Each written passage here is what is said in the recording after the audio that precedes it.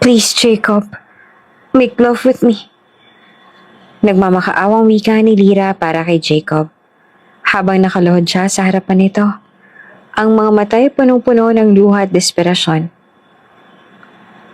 Mahal ko si Frances. I can't make love with you while thinking about her. Malabig na sagot ni Jacob na ang tinig ay walang bakas ng emosyon. Nakatingin siya sa ibang direksyon, hindi kay Lyra. Hindi niya kayang harapin ito. Just this one, Jacob. Please, this is my last wish. Bago ko pirmahan ang divorce paper. After this, Jacob, kakalimutan na kita. Pakiusap, Jacob. Isang huling pagkakataon. Para sa atin. Para sa taon na magkasama tayo. Jacob, I just need this for closure. Isa na lang, please. Alam ko na hindi ko kayang maghintay pa. Pagkatapos nito, wala na. Hindi mo naiintindihan, Lyra. Hindi ko kayang gawin to habang ang puso ko ay na kay Frances. I've already made my choice. I can't betray her. I can't betray myself. Hindi ko na kailangan ng paliwanag, Jacob. Alam ko naman yan. Pero sana balang araw maintindihan mo kung bakit ko to hinihiling. Kung bakit ko to ginusto bilang isang huling alaala. Ang mga mata ni Lyra ay puno ng luha at ang kanyang mga labi ay nanginginig. I just want to feel loved. Even for a moment. Please, Jacob. Natigilan naman si Jacob. Ang puso niya ay nahulog sa paghihirap at pagkalito. Ang bawat segundo ng katahimikan ay parang isang buong buhay ng pagsisisi at pagmamahal na hindi pa natutuldukan. Ngunit sa kabila ng lahat ng nararamdaman, nagpasya siya. This will be the last, Lyra. After 6 years, Jacob, you're here. Kamusta? It's been so long. The last time I saw you was kayo pa ni Lyra. Masayang wika ng kaibigan ni Jacob sa kanya. Kyle, I'm fine. Wala na akong communication with her anymore. Oh, then maybe it's your lucky day. I saw Lyra kanina. With her children. Children? I know Marga. She's Lyra's first daughter, which I thought at first was my daughter. Pero aside from that, I didn't know that Lyra had another child. Ah, baka nag-asawa na ng iba. You're lost, dude. She's hot as hell. Pero, ilang years na nga ba kayong hiwalay? We've been divorced for 5 years. Si Frances, kamusta kayo? Kyle, remember how she cheated on me with that dude she barely knew? Oo nga pala. Yung ex mo na feeling cowgirl kung gumiling on Chad, stop. Natigil si Jacob at Kyle sa isang glass door na nasa loob si Lyra habang hawak ang kamay ng isa pa nitong anak. Hindi alam ni Jacob kung bakit at paano. Basta na lamang tumibok ang puso niya na tila kinakabahan. Hindi sinabi ni Lyra kay Jacob ang tunay na kalagayan ni Marga, ang panganay nilang anak.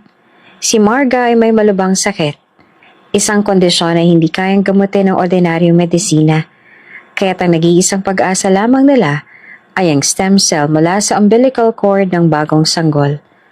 Alam ni Lyra na ang tanging paraan para matulungan si Marga ay kung magkakaanak silang muli upang makuha ang dugo mula sa umbilical cord. Desperado na siya at walang ibang maisip kundi ang muling magkaanak kay Jacob. Kahit pa alam niya ang relasyon nila ay halos nauurong na. Sa isang gabi na tahimik at magkasama silang dalawa sa kanilang bahay, nagkaroon ng pagkakataon si Lyra na magtanong kay Jacob tungkol sa isang bagay na matagal nang hindi nila napag-uusapan. Jacob, nagatwili si Lyra. Ang boses ay may halong lungkot at takot. Pwede bang humiling ng isang bagay from you? Tumingin si Jacob sa kanya. Ang mga mata ay puno ng katanungan. Ano yan? Sabihin mo na. Ayokong pinaghihintay na matagal. Gusto ko sana magkaanak tayo ulit. Mahina ang tinig ni Lyra at parang tinatago ang tunay na ibig niyang sabihin. Para sana kay Marga. Nakita ni Jacob ang seryosong ekspresyon sa mukha ni Lyra. Hindi niya alam kung ano ang iisipin. Alam niyang hindi tama sa hinihiling ng asawa. Ngunit hindi siya makatanggi. Tinanong niya si Lyra nang may halong pagtataka. Magkakaanak tayo ulit? Lyra, hindi ba't hindi ko naman talaga anak si Marga? So what's the use?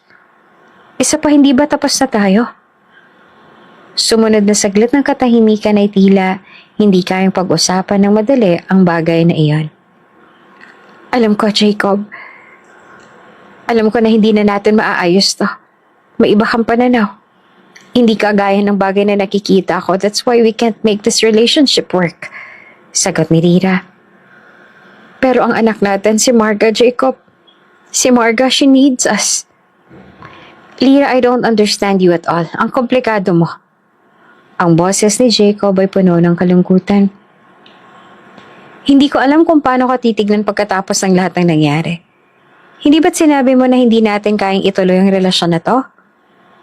So ngayon, bakit gusto mong may mangyari sa atin? Ang gulo mong kausap. Pero Jacob, hindi mo naiintindihan. Hindi mo alam kung anong mangyayari kay Marga kung may pag-asa pa siya. Kung hindi natin magagawa to, ano na lang magiging buhay niya? Anong gagawin ko?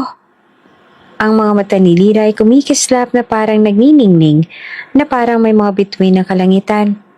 Puno ng pag-asa at takot. Hindi mo nga sinasabi kung anong sakit ni Marga? You keep on telling me that Marga needs us.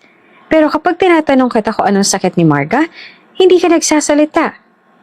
And I'm not even related to Marga, so what's the big deal? Si Jacob ay nag-isip ng malalim. Ang mga pangarap nilang dalawa, ang mga alaala ng kanilang pagmamahalan na dati puno ng pag-asa ay tila nabura sa mga nakaraang taon. Hindi niya kayang ipagpatuloy pa ang relasyon na puno ng pagkasira. Ngunit nakikita niya ang desperasyon sa mga mata ni Lyra. Si Marga na lang. Si Marga na ang nagiging dahilan ng lahat ng ito. Huwag mo akong pilitin, Lyra, sabi pa ni Jacob. Hindi ko na kayang mabuhay sa isang relasyon na hindi para sa atin. Hindi ko kayang magbigay pa ng mas maraming sakit. Jacob, hindi ko naman hinihingi ito. Pero para kay Marga, isa lang ang magagawa ko. Kung bibigyan mo ako ng pagkakataon, baka ito na ang huling pagkakataon na magagawa natin para sa kanya. Tumingin si Jacob kay Lyra ng matagal. Iniisip kung may natitira pa pang pagmamahal sa pagitan nilang dalawa. Ang iniwang sugat, ang mga saloobin na hindi nila nasabi sa isa't isa ay tila matagal nang nakatanim sa kanilang mga puso. Ngunit dahil sa anak na lang si Marga, nagkaroon siya ng isang malungkot na desisyon. Pwede ba, Lyra? Isang huling pagkakataon. Isa lang, pagkatapos nito wala na. Kung yan lang ng paraan para kay Marga, gagawin ko. Nakahinga ng maluwag si Lyra, tila nawalan siya ng bigat sa kanyang dibdib.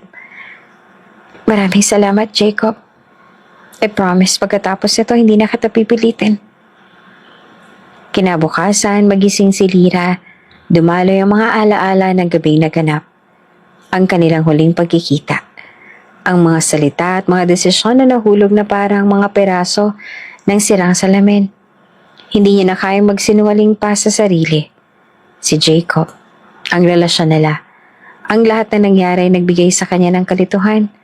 Sa kabila ng lahat ng pagmamahal na nararamdaman niya para kay Jacob, may isang bagay siyang natutunan.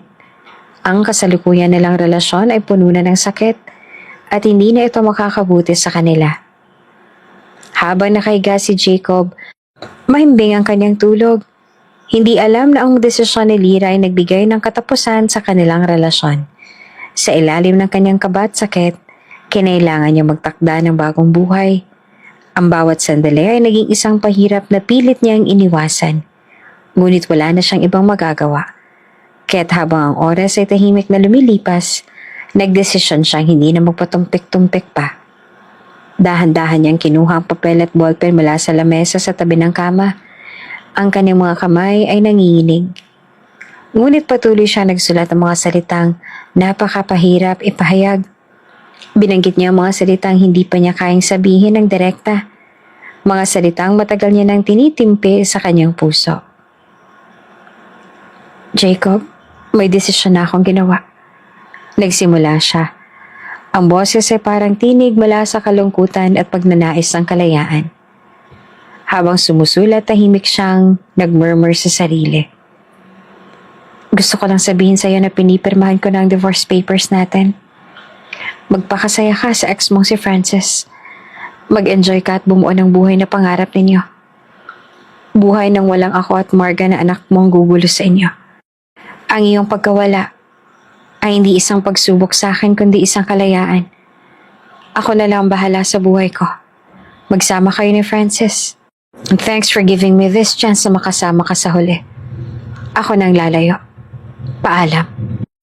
Ang bawat salita na lumabas sa kanyang bibig habang sumusulat ay nagdala ng sakit. Ngunit ito rin ay isang pagbabalik loob sa kanyang sarili.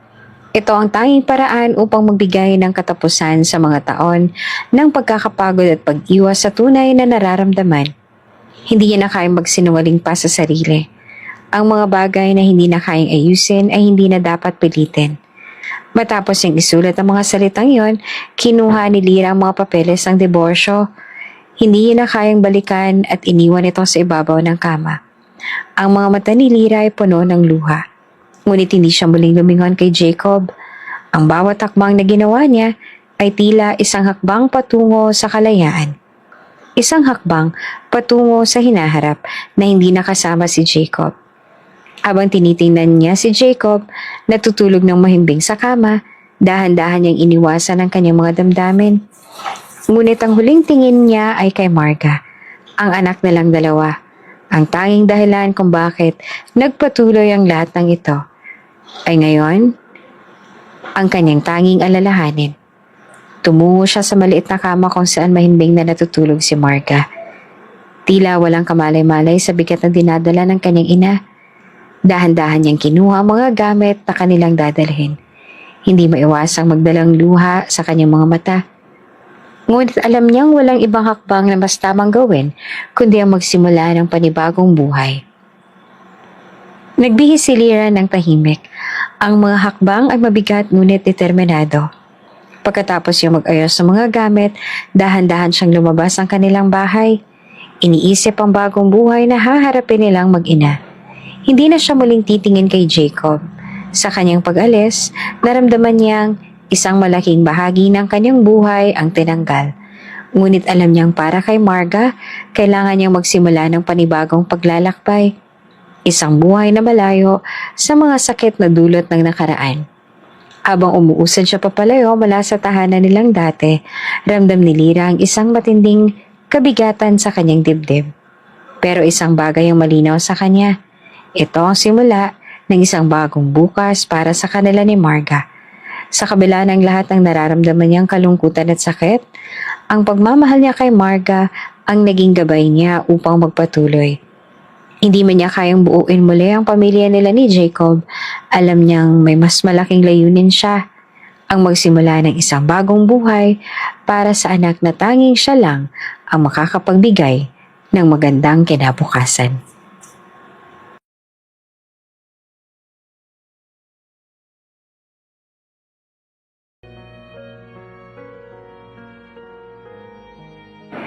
Si Lyra at si Clara ay matagal na magkaibigan.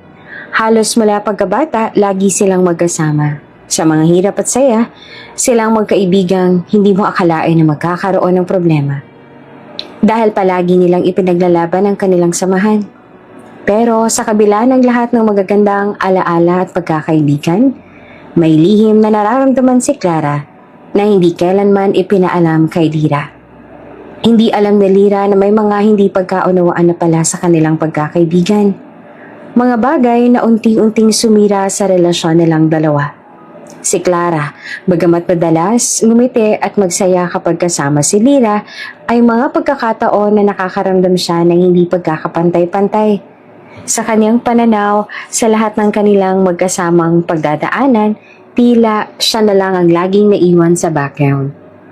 Mas madalas na mag-focus si Lyra sa mga bagong kaibigan at mga bagong karanasan at unti-unting napansin ni Clara na parang unti-unti siyang nawawala sa buhay ni Lyra.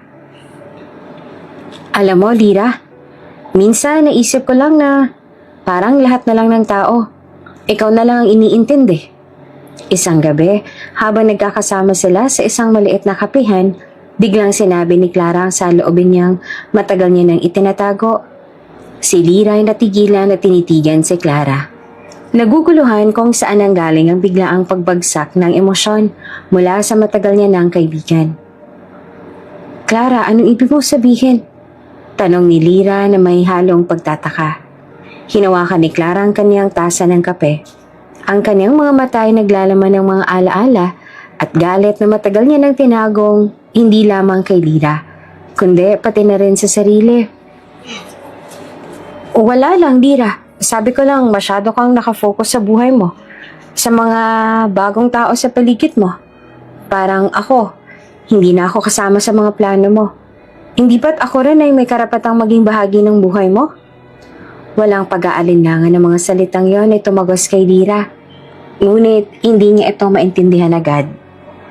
Clara, hindi kita pinapabayaan. Hindi ko lang siguro kayang ipakita kung gaano kitang pinapahalagahan. Ang dami ko lang iniisip. Sagot ni Lyra na walang kaalam-alam sa nararamdaman ni Clara. Ngunit sa kabila ng pag-unawa ni Lyra, hindi ito sapat kay Clara. Sa kanyang mga mata, palagi siya na lang ang nawawala at tila hindi na siya napapansin ni Lyra. Sa huli, hindi na nakayanan ni Clara ang nararamdaman at nagdesisyon na itong magsagawa ng hakbang upang masaktan si Lyra. Nagplano siya ng isang bagay na hindi pa handang tanggapin ni Lyra. Dumating ang araw ng birthday ni Lyra. Nagdesisyon siya na magdaos ng maliit na pagdiriwang sa isang cruise ship at pinili niyang imbitahan ang mga malalapit niyang kaibigan. Si Clara, bilang matagal na kaibigan, ay isa sa mga unang inimbitahan. Hindi naman naisip ni Lyra na may mga bagay pa na hindi pinapakita si Clara kaya't agad siyang tumanggap sa paanyaya ng kaibigan. Lyra, sumama ka na sa amin sa cruise ship na yon. Bayad na rin ang lugar.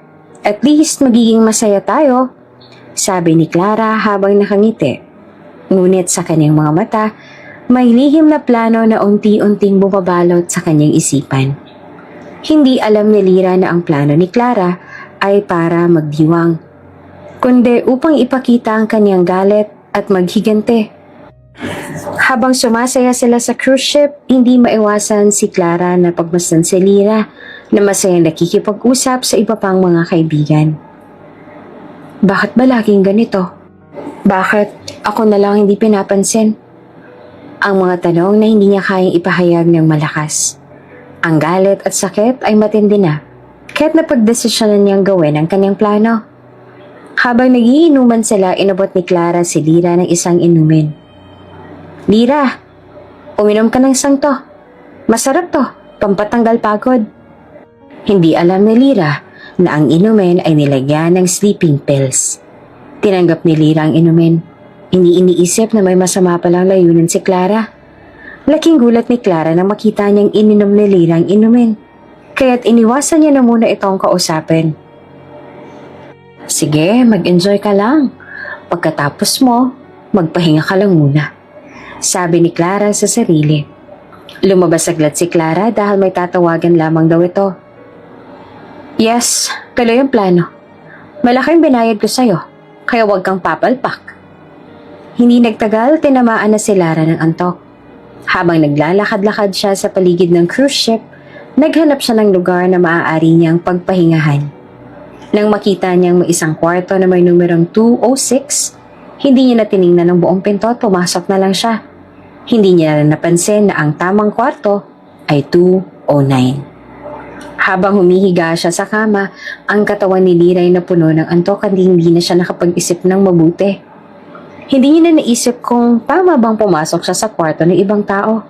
Ang tanging layunin na lang niya sa oras na yon ay matulog at makapagpahinga.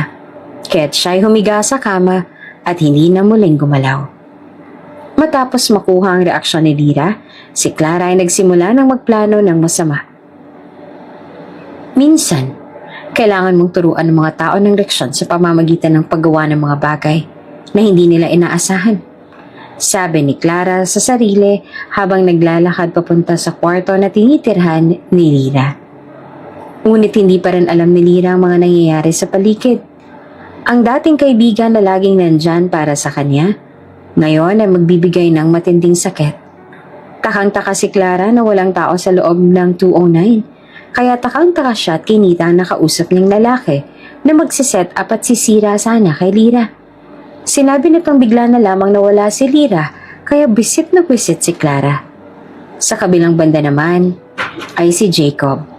Naabala sa paghihintay sa pagdating ni Francis sa cruise ship. Hindi alam na isang malaking pagkakamali pa lang magaganap. Nangako si Francis kay Jacob na pupuntahan siya sa kanyang kwarto sa loob ng cruise ship. Bago umalis si Francis, nagbigay si Jacob ng password ng kwarto para makapasok siya anumang oras. Inaasahan niyang magkakaroon sila ng pagkakataon na magkausap ng maayos at magkabati. Kaya naman hindi siya nag-alinlangan na magbigay ng access sa kanyang kwarto. Habang naglalakad si Jacob sa loob ng cruise ship, hindi niya naiwasang mag-isip tungkol sa magiging gabi nila ni Frances. Gusto niyang magkaayos sila, kaya't naghahanda siya sa magiging kanilang pag-uusap. Pero hindi siya nakahanda sa kung anong mangyayari. Samantala, si Lyra naman ay nahulog na sa isang hindi inaasahang sitwasyon. Hindi siya nakapag-isip ng mabuti matapos uminom ng inumin na binigay sa kanya ni Clara. Isang inumin na may halong sleeping pills pala. Iniiwasan ni Clara si Lyra at ginamit niya ito upang maghiganti dahil sa mga nararamdaman niyang pagsakripisyo sa kanilang relasyon. Hindi alam ni Lyra ang nangyayari at tinamaan na nga ng antok kahit hindi na siya nakapag-isip ng maayos. Habang naglalakad si Lyra sa cruise ship, napansin niyang tila ang lahat ay nagiging malabo para sa kanya. Hindi niya na kayang mag-isip ng maayos. Nahanap niya ang isang kwarto na may numerong 206. Ngunit, tama pala itong 209. At walang pag-aalinlangan ay pumasok siya roon. Nang hindi makahanap ng ibang paraan upang makapagpahinga, humiga na lamang siya sa kama. Hindi niya na iniisip kung tama bang ginawa niyang pa siya. Ang tanging layunin niya lang naman ay matulog at magpahinga. Sa kabilang banda, si Jacob, na wala pa ring ideya sa kung ano man ang nangyayari, ay narinig ang pumasok na tao sa kanyang kwarto. Ang una niyang inisip ay si Francis na ang dumating. Kaya't kahit hindi siya nagdalawang isip na bumangon mula sa kama at maganda, alam niyang hindi na maghihintay si Francis. Kaya't siya ay nagmadaling maglakad patungo sa pinto. Si Francis, sigurado akong siya na yun. Ang naisip ni Jacob habang ang kanyang mga paa ay mabilis na dumaan patungo sa kwarto. Ngunit hindi siya nagkamali nang maramdaman niyang hindi nga si Francis ang pumasok sa kanyang kwarto. Hindi pa rin alam ni Jacob na si Lyra, ang hindi kilalang babae na naglakad papasok sa kwarto, ang siya palang papasok sa lugar na yon. Dahil madilim ang kwarto at wala siyang makita ng malinaw. Tinangka niyang hawakan ang kanyang cellphone upang magbigay liwanag. Ngunit nang makita niyang humiga si Lyra sa kama, nagkaroon siya ng kalituhan. Sa kabila ng kalituhan, hindi pinalampas si Jacob ang pagkakataon. Kung hindi siya iiwan ni Frances, sisiguraduhin niyang magaganap ang mga bagay na gusto niyang mangyari. Sa gitna ng pagkabigla at hindi pagkakaunawaan, nagpatuloy ang mga pangyayari. At nang hindi na nila muling naisip ang mga hakbang na tinahak nila, naganap ang isang bagay na hindi nila inaasahan. May nangyari na sa pagitan nilang dalawa nang inakala niyang si Frances. Hindi naman nakapagpigil si Lyra dahil sa bawat paghalik ni Jacob ay nagbibigay init sa kanya, kaya mas lalong hindi makatanggi si Lyra. Mabilis ang mga pangyayari. Hindi makagawa ng ingay si Lyra dahil nahihiya siya. Habang si Jacob naman ay patuloy pa rin ang pagpapainit kay Lyra. Hanggang sa marating ang rurok ng tagumpay. Walang kahit anong sinayang para masiguradong mabubuntis talagang inakala niyang si Frances. Habang nangyayari ang hindi inaasahang sitwasyon, nagulat naman si Lyra sa mga pangyayari. Hindi siya makapaniwala sa nangyayari. At tinanong ang sarili kung paano siyang napunta sa sitwasyong yun. Anong nangyayari? Ang tanging tanong na pumasok sa kanyang isipan. Nagulat siya. Hindi alam kung anong dapat niyang gawin o sabihin. Ang lahat ng nangyayari ay mahirap tanggapin. Ngunit para kay Jacob, ang kalituhan ay lalong nadadagdagan. Nang mapansin niyang hindi si Francis ang kasama niya, naguluhan siya. Hindi ka ba si Francis? Ang tanong ni Jacob, ngunit hindi pa rin siya makapaniwala sa nakikita. Ang tanging babae na katabi niya sa kama ay isang hindi kilalang tao, si Lyra. Hindi siya makapaniwala sa sitwasyong yon at ang mga tanong na umiikot sa kanyang isipan ay walang katapusan. Ang gabing yon na inisip niyang magkakaayos sila ni Francis ay nauwi sa kabiguan. Nagmadaling buksan ni Jacob ang side lamp sa tabi ng kama upang magbigay liwanag sa kwarto. Nang magliwanag ang paligid, nakita nila ang kabuuan ng kanilang pagkakamali. Ang mata ni Lyra ay naglalaman ng gulat at takot. Hindi makapaniwala sa kung anong nangyari. Hindi ko alam. Hindi kita kilala. Gusto kong sumigaw. Gusto kong pigilan ka pero hindi ko magawa. Ang tanging nasabi na lamang ni Lyra. Habang tinitingnan si Jacob na para bang may mga tanong ding hindi makuha ang sagot. Hindi ko alam kung ano nangyari.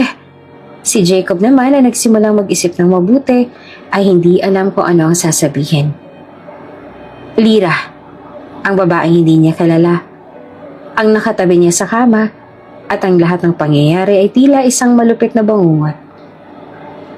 Anong nangyari? Paano? Bakit ka nandito? Bakit ikaw nandito? Sino ka? Ang tanong naman ni Jacob. Ngunit hindi rin siya makapaniwala sa sarili niyang tanong. Bigla niyang naalala na nasa loob niya inilagay lahat. Wala siyang sinayang kaya tila bangungot ang nararamdaman niya nung maisip ng malaki ang tsansang mabuntis si Lyra. Nagkatinginan silang dalawa at sa mga sandaling yon pareho nilang ramdam ang kalituhan. At pagkabigla, si Lyra na hindi maintindihan ang lahat ng nangyari ay nagkusa na lamang na tumahimik. Hindi na siya nakapag-isip ng tama at hindi rin siya makapagsalita.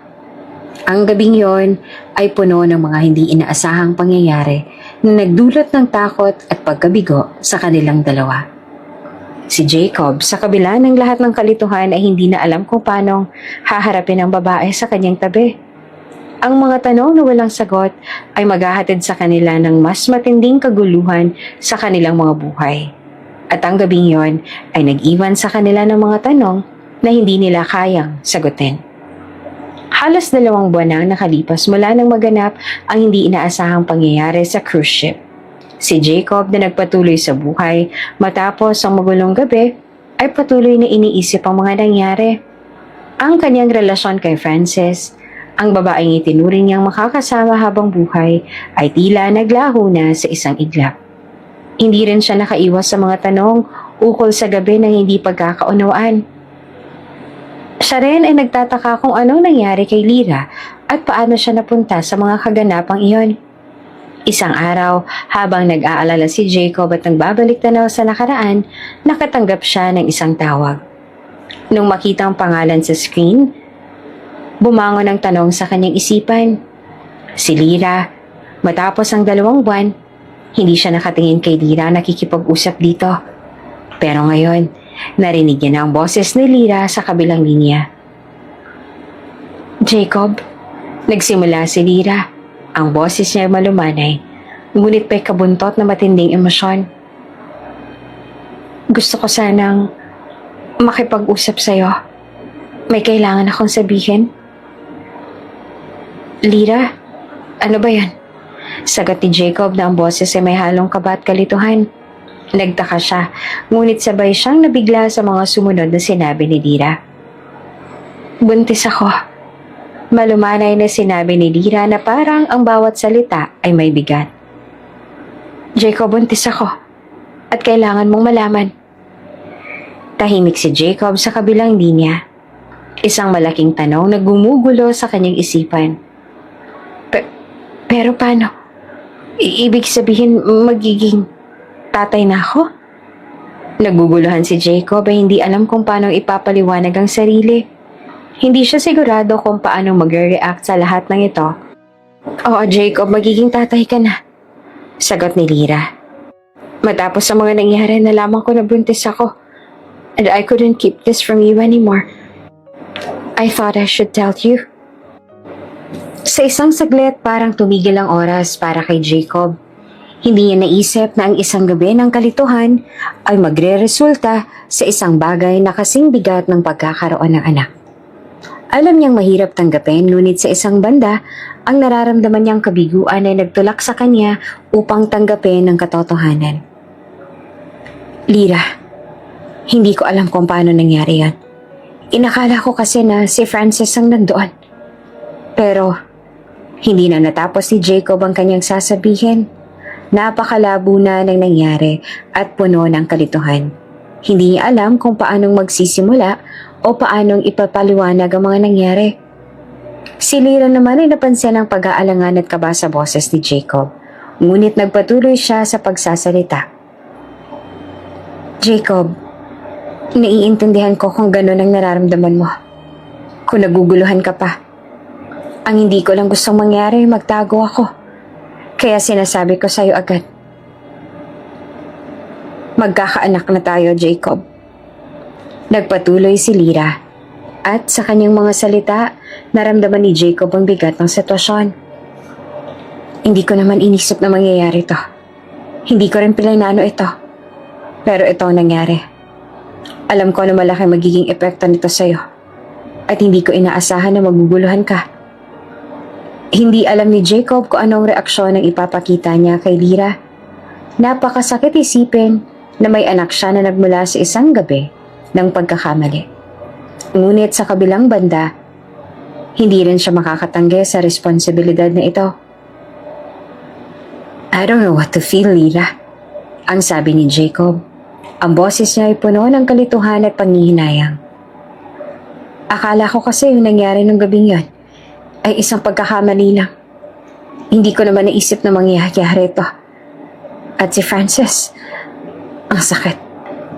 Tinutok ni Jacob ang mga mata sa kanyang salamin habang sinasabi ang mga salitang yon. Nagsisisi sa lahat ng naganap.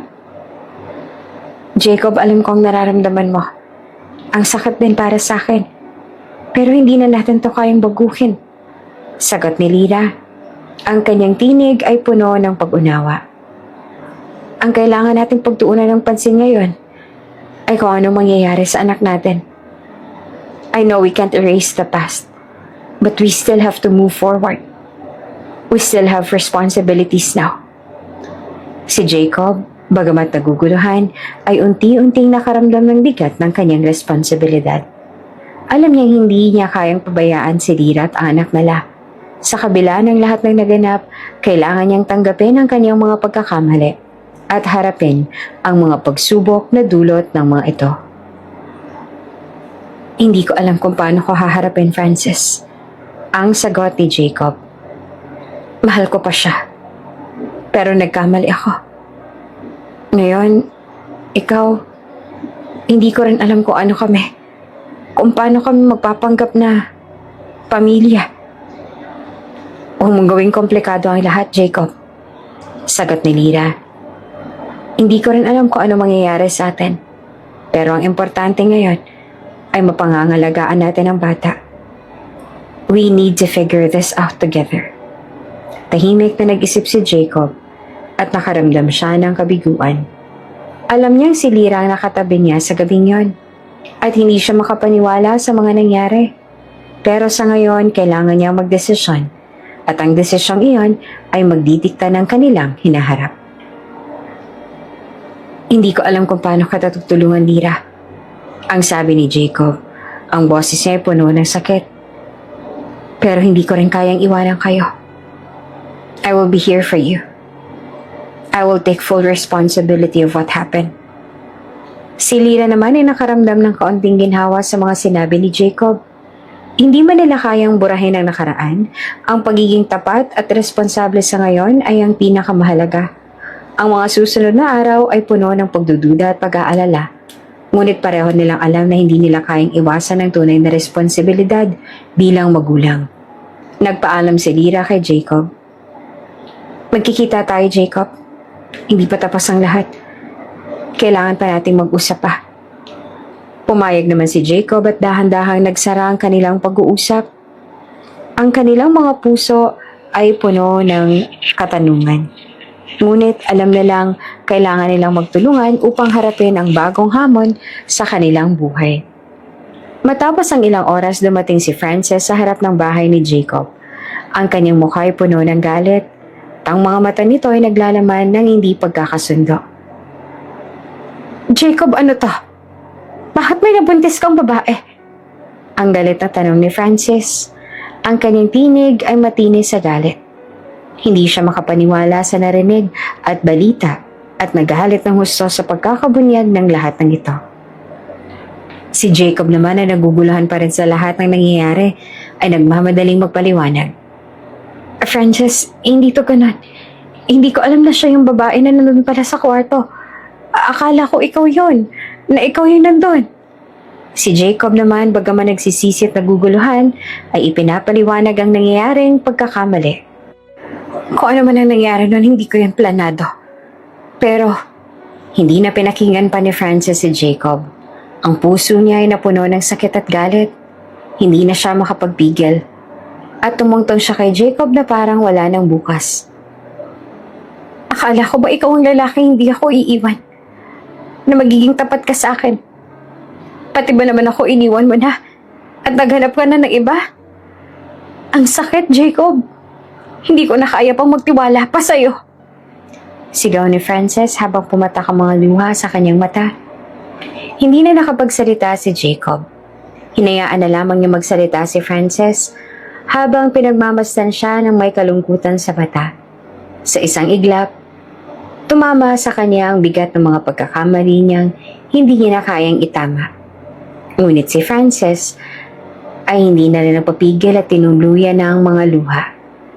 Lalong lumakas ang galit niya sa puso at ang sakit ay hindi na kayang pigilan. Pagkatapos ng isang saglit na katahimikan, bigla niyang binigyan ng isang malakas na sampal si Jacob sa pisngi. Ito na ang katapusan ng lahat, Jacob. Hindi ko na kaya. Hindi ko na kaya magtiwala pa sa'yo. Walang balik pa ang lahat ng to. Ang mga salita ni Frances ay matalim at puno ng puot. Tumalikod siya at naglakad palayo. Hindi na tiningnan pa si Jacob. Tinutok ni Jacob ang kanyang mga mata kay Frances habang siya ay naglalakad palayo. Hindi niya alam kung paano haharapin ang lahat ng nangyari. Ang mga desisyon na nagawa niya ay nagdulot ng hindi inaasahang sakit sa kanilang relasyon. Si Jacob ay natutok sa pagkatalo. Alam niya ang pagkakamali na nagawa niya ay nagdulot ng wakas ng kanilang relasyon. Wala namang magawa si Jacob kundi ang magtiis at tanggapin ang mga pagmakamali ng nakaraan. Hindi niya na kayang balikan pa si Frances. Sa huli, si Jacob ay nag-iisa sa kanyang pagninilay.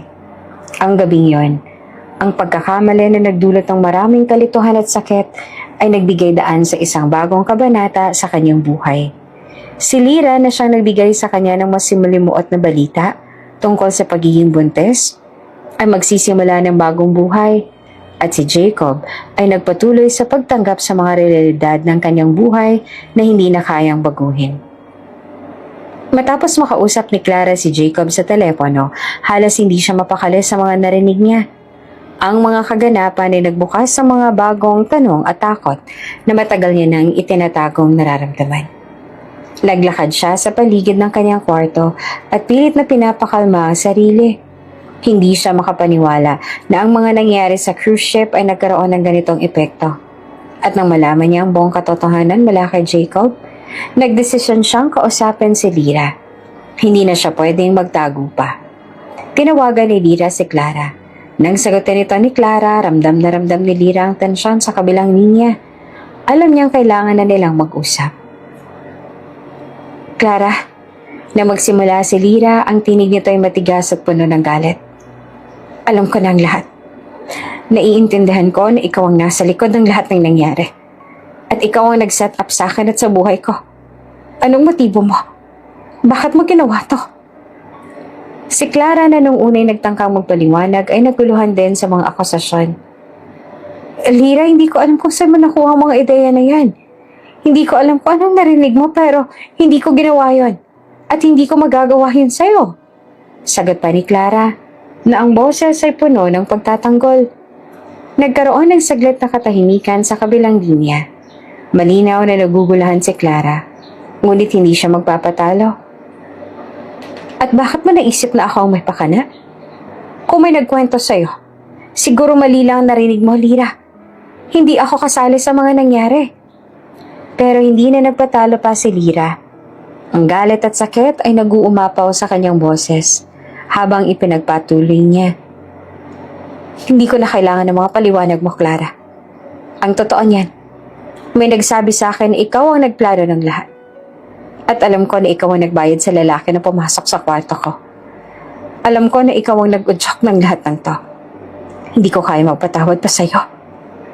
Naramdaman ng Clara ang bigat ng mga salita ni Lira, ngunit hindi pa rin siya nagpapatalo. Lira, hindi ko magagawa sa'yo yun. O kung sa tingin mo ay ako ang may kasalanan, hindi ko na kayang gawin ng mga bagay na ganito sa'yo. Hindi kita gustong saktan. Ang sagot ni Clara. Ang boses ay may halong pagkalito at pagtatanggol. Nagpatuloy si Lira na mas matapang kesa kanina. Hindi ko na kaya magpatawad, Clara. Sobra na. Alam ko na ikaw ang nagtakda ng lahat ng to. Hindi mo na kailangang magtago pa. Hindi ko na kayang patagilid na tanggapin ang lahat ng ginugugol ko na tiwala sa'yo.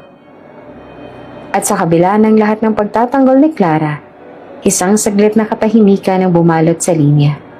Bago siya nagsimulang muli, tahimik, ngunit may halong pagkatalo. Oo, tama ka. Ako nga. Ako nagplano ng lahat. Nagulat si Lira sa mga salitang yon. Hindi niya inaasahan na aamin si Clara. Naaaminin niya ang lahat ng yon. Pero bakit, Clara? Bakit mo ginawa yon? Tanong ni Lira. Ang mata ay nakapapikit at halos hindi makapaniwala. Anong dahilan mo? Napagod na si Clara sa pagtatago at nagtapat na rin. Lira, masyado kang pinapabura ng lahat. Alam ko kung gaano silang kaimportante sa buhay mo. At kahit na nasa picture ako ng buhay mo, pakiramdam ko, laging ikaw ang nauuna sa lahat ng bagay. Hindi ko na kaya. Naiinis na ako, Lira. Nakakaramdam ako ng pagkainggit sa'yo. Sa lahat ng pagkilala at atensyon na natatanggap mo mula sa kanila. Nanlumo si Lira. Hindi siya makapaniwala na ang matalik niyang kaibigan ay may ganitong uri ng galit at inggit sa kanya. Clara, hindi ko alam kung anong klaseng pagkakaibigan meron tayo pero kung ganito pala, hindi ko na kayang magpatuloy pa. Ang tinig ni Lira ay puno ng sakit at kabiguan. Hindi ko kayang patagilid na tanggapin lahat ng maganda ay pumupunta lamang sa iyo.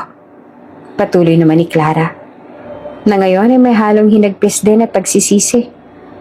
Kaya ako to ginawa. Gusto kong makita kung paano ka malulugmok. Gusto kong maramdaman mo kung anong nararamdaman ko. Hindi ko kayang tanggapin na lagi kang pinapaboran. Clara, wala akong kasalanan kung paano mong nararamdaman ng mga yan. Hindi ko alam na ganito palang tingin mo sa akin. Sagot ni Lira. Ang boses ay puno ng kalungkutan. Ipinakita ko sa iyo ang lahat ng tiwala. At ngayon, ganito palang dahilan? Hindi ko na kaya magpatuloy. Tumahimik si Clara sa kabilang linya. Hindi alam kung ano ang sasabihin pa.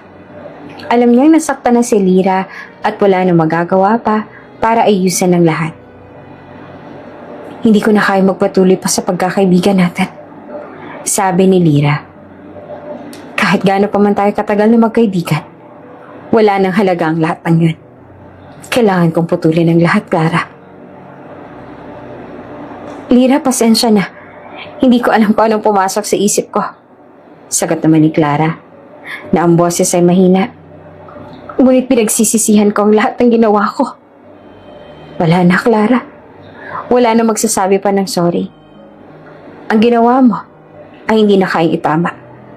Sagot naman ni Lira, na ang mga mata ay puno ng mga luha, ngunit matatag pa rin. Tapos na. Nagtapos sa tawag at nagsara ang linya. Alam ni Lira na ito na ang huling pagkakataon na makikipag-usap siya kay Clara. Tapos na ang pagkakaibigan nila. At isang bagong simula ang humarap sa kanya. Ang masakit na katotohanan na nagbigay sa kanya ng lakas na tumayo at magpatuloy. Nagsama sina Lyra at Jacob. Hindi dahil sa pagmamahal kundi dahil kay Marga, ang kanilang anak na nagbigay ng dahilan para magpatuloy sila sa iisang bubong. Inisip ni Lyra na kapag tinanggap siya ni Jacob at naging buo ang kanilang pamilya ay magiging maayos na ang lahat. Akala niya sa pag-aalaga ni Jacob sa kanya, pati na rin sa bata ay magiging masaya siya at magkakaroon sila ng normal na buhay bilang pamilya. Pero habang lumilipas ang panahon, natutunan ni Lyra na ang lahat ng ito ay hindi sapat upang mapunan ang kakulangan sa kanyang puso. Noong una, nagustuhan ni Lyra ang mga simpleng bagay na ginagawa nila ni Jacob. Madalas silang magkasama, nagluluto, nag-aalaga kay Marga, at paminsan-minsan ay lumalabas sa mga park o mga lugar na maaari nilang pagsamahan bilang pamilya. Si Jacob ay tila naging responsableng ama at asawa. Pinaparamdam niya kay Lyra na siya ay may halaga at siya ay may dahilan upang magpatuloy sa buhay. Para kay Marga at para na rin kay Jacob, naging magaan sa kanya ang araw-araw na magkasama silang tatlo. Ang mga maliliit na bagay na hindi nila pinapansin noon ay naging magaan at masaya para kay Lyra. Ngunit habang tumatagal, isang matinding katotohanan na nagsimulang pumasok sa isipan ni Lyra. Ang pagsasama nilang dalawa ni Jacob ay hindi tulad ng inaasahan niya. Hindi siya nakaramdam ng tunay na pagmamahal mula kay Jacob. It's as if they were just going through the motions of being together for the sake of their child. Hindi niya naramdaman ang init ng pagmamahal na inaasahan niyang mararanasan mula sa kanyang asawa. Ang mga linggo ay naging buwan at ang mga buwan ay naging taon. Habang tumatagal, napapansin ni Lyra na naging malamig na ang kanilang relasyon. Si Jacob ay tila naging abala na rin sa kanyang mga trabaho at personal na buhay. Ang mga romantic gestures na dati ay nagpapaalala sa kanya ng mga magagandang alaala ay nawala. Ang mga simpleng salitang I love you ay napalitan ng mga tahimik na gabi at hindi pagkakaunawaan. Si Lyra naman, bagamat tinutulungan pa rin siya ni Jacob sa mga gawaing bahay at sa pangangalaga kay Marga, ay unti-unting naramdaman na para bang hindi na siya bahagi ng buhay ni Jacob. Sa mga gabing tahimik, natutunan ni Lyra na mag-isa. Pinipilit niyang maging masaya at magsaya para kay Marga. Ngunit hindi maiiwasang manghina ang kanyang loob. Laging tanong sa kanyang isipan, nasa tama ba akong desisyon? Pinipilit nilang magpatuloy. Ngunit ang kalungkutan na kanyang nararamdaman ay hindi na matakpan ng mga maliliit na bagay. Habang ang mga taon ay dumaan, nagkaroon ng mga pagkakataon na magkakasama sila ni Jacob. Ngunit hindi na ito tulad ng dati. Ang mga simpleng halakhak, ang mga gabing magkasama at ang mga malalaking pangarap na may kasamang pag-asa ay unti-unting naglaho. Si Jacob ay nagiging mas malayo at hindi na kasing maalaga. Si Lyra naman, bagamat tinatanggap ang lahat ng ito, ay hindi mapigilang magtanong sa sarili kung kaya pa ba niyang magpatuloy. Sa mga pagkakataon na siya ay naglalakad sa paligid ng kanilang bahay, naiisip ni Lyra ang mga panahong puno ng pagmamahal at saya at kung paano ngayon ay puno na ito ng hinagpis at pangungulila. Hindi siya sigurado kung ano ang nangyari, ngunit alam niyang may nangyari pagbabago sa kanilang relasyon.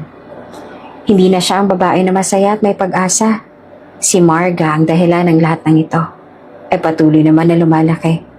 Habang siya'y tumatanda, ramdam ni Lyra ang hirap ng pagsasama nilang mag-asawa. Si Jacob, bagamat may malasakit kay Marga, ay tila nalilimutan na si Lyra. Naging magkaibigan na lang sila sa bahay, na may mga responsibilidad ngunit walang pagmamahala na bumabalot sa kanilang samahan. Si Lyra, sa kabila ng lahat, ay hindi pa rin nawawala ng pag-asa. Para kay Marga, gumagawa siya ng lahat ng paraan upang magpatuloy sa kanilang pagsasama. Ngunit ang pusong nauurong na ni Jacob at ang saloobin niyang hindi narinig ni Lyra ay patuloy na nagpapabigat sa kanyang dibdib. Hindi pa rin niya matanggap na ang kanyang inaasahang buo at masayang pamilya ay nauurong at nagiging isang malamig na tahanan na lamang. Habang nakatingin si Lyra sa labas ng kanilang bahay, tanaw ang paglipas sa mga araw, Naiisip niyang baka ang lahat ng ito ay isang panaginip lamang na kailanman ay hindi magiging totoo. Akala niya kapag nagkasama sila ni Jacob, dahil kay Marga, magiging buo na ang lahat. Ngunit sa kabila ng kanilang mga pagsusumikap, ang kaligayahan na inaasam ni Lyra ay tila nananatili na lamang sa kanyang mga alaala. Oops! May break muna!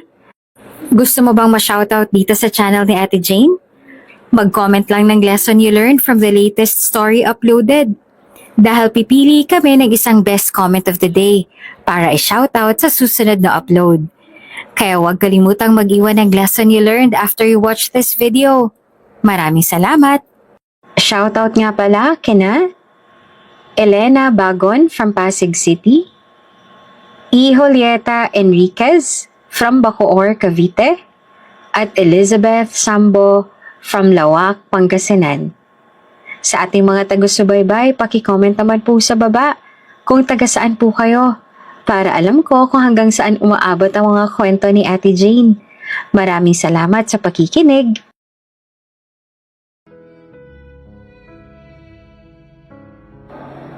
Isang araw, nagdesisyon si Lyra na tanungin ang kanyang sarili. Kailangan ko bang magpatuloy sa relasyon na wala ng pagmamahal?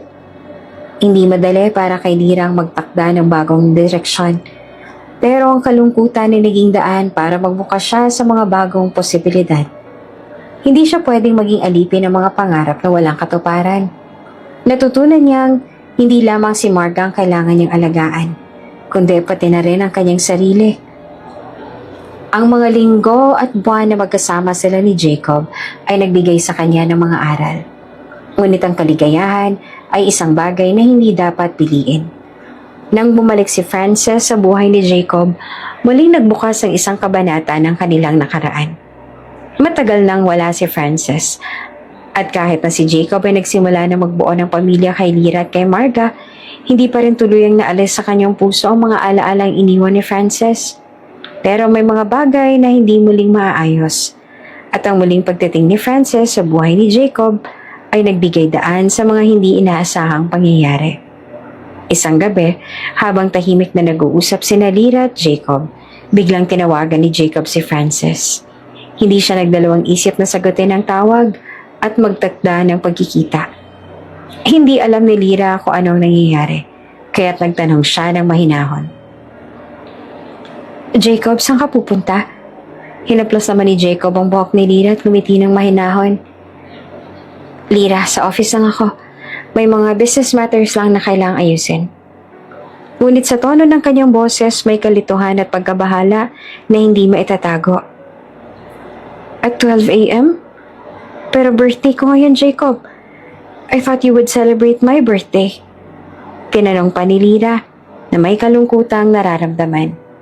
Nais niyang ipakita na may kahalagahan pa siya kay Jacob, ngunit ang puso niya ay nababahala sa hindi pagkakaroon ng sapat na atensyon mula sa kanya.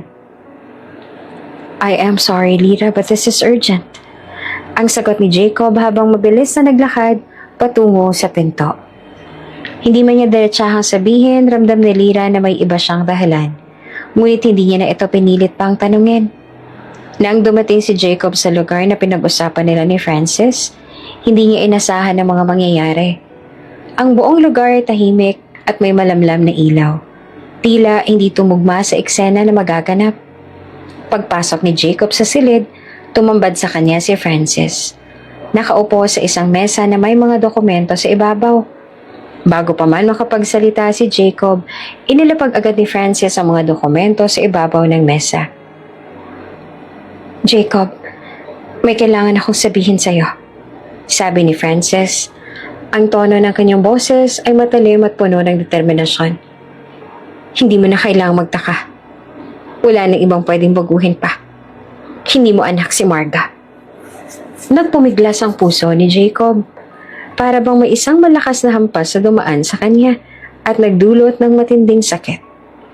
Hindi siya makapaniwala sa kanyang narinig at ang mga dokumento na inilapag ni Frances sa mesa ay hindi nagpapatawad. Isang masakit na katotohanan na hindi niya kayang tanggapin agad. What do you mean? Are you serious? Tanong ni Jacob habang pinipilit na maintindihan ang nangyayari. Pakiulit ang sinabi mo, Frances. Nakita ni Jacob ang mga dokumento sa mesa at muling tinaas ang mga mata kay Frances. Isa-isa niyang tinanong ang nilalaman ng mga papeles na hawak ni Frances. Ngunit hindi siya tinulungan ng babae. Totoo ba lahat ng to? Tanong ni Jacob. Ang kanyang boses ay nanginginig pa. Ang pusong dati ay puno ng galak. Ngayon ay naguguluhan at halos manghina na sa sobrang sakit. Tumango lamang si Frances at ang mga mata niya ay hindi na nagtatago ng pag-aalinlangan. Oo, Jacob. Totoo lahat. Hindi mo anak si Marga. At dahil sa mga salitang yon, halos magdilim ang paligid para kay Jacob. Ang buong mundo niya ay parang gumuguho sa harap ng kanyang mga mata. Hindi niya alam kung ano ang gagawin sa mga susunod na hakbang. Nais niya magsalita, ngunit wala siyang magawa kundi ang manahimik. Hindi makapaniwala sa mga dokumentong hawak ni Frances. Ang kanyang isipan ay nagugulahan. Paano nangyari to? Tanong ni Jacob sa sarili. Mula na magsimula ang kanyang relasyon kay Lyra, buong puso niyang inako ang pagiging ama kay Marga. Lahat ng pinaghirapan nila ay tila nawala ng halaga sa isang iglap. Nawala ang lahat ng mga pangarap at plano niya para sa pamilya. Si Frances, bagamat may kalamnan ng puot sa kanyang puso, ay nagpatuloy sa pagpapaliwanag. Jacob, hindi ko na kaya makita kang magpakasaya sa piling ni Lyra. Kung gusto mong bumalik sa akin, kung gusto mong magpatuloy tayo, kailangan mong alisin si Lyra at si Marga sa buhay mo. Ang mga salitang yon ay parang suntok na dumapong kay Jacob. Hindi siya makapaniwala na sa kabila ng lahat ng pinagdaanan nila ni Frances, mauurong na lang ito ng ganito. Pero bakit mo to ginagawa, Frances? Tanong ni Jacob. Ang kanyang boses ay puno ng galit at pagkalito. Bakit mo ko pinaglaruan? Hindi ba't minahal kita? Ngunit hindi na nakinig si Frances. Para sa kanya, tapos na ang lahat. Ang nangyari hindi na mababago. At sa mga salitang binitiwan ni Jacob, nagbigay siya ng ultimatum kay Jacob. Pumili ka, Jacob. Ako o si Lyra. Hindi ko na kaya makita kang kasama siya. Dahil dito, nagsimula ang paglayo ng loob ni Jacob kay Lyra. Isang bagay na hindi niya akalaing mangyayari. Si Lyra, na hindi alam ang buong nangyari, patuloy naman na umaasa at nagtitiwala sa kanyang asawa. Ang lahat ng mga plano nila para sa kanilang pamilya ay nagbago sa isang iglap. At si Jacob, na iniisip na ang buhay magiging buo at masaya sa piling ni Lyra at Marga, ay muling natutunan ang masakit na aral ng pagmamahal at mga desisyon sa buhay.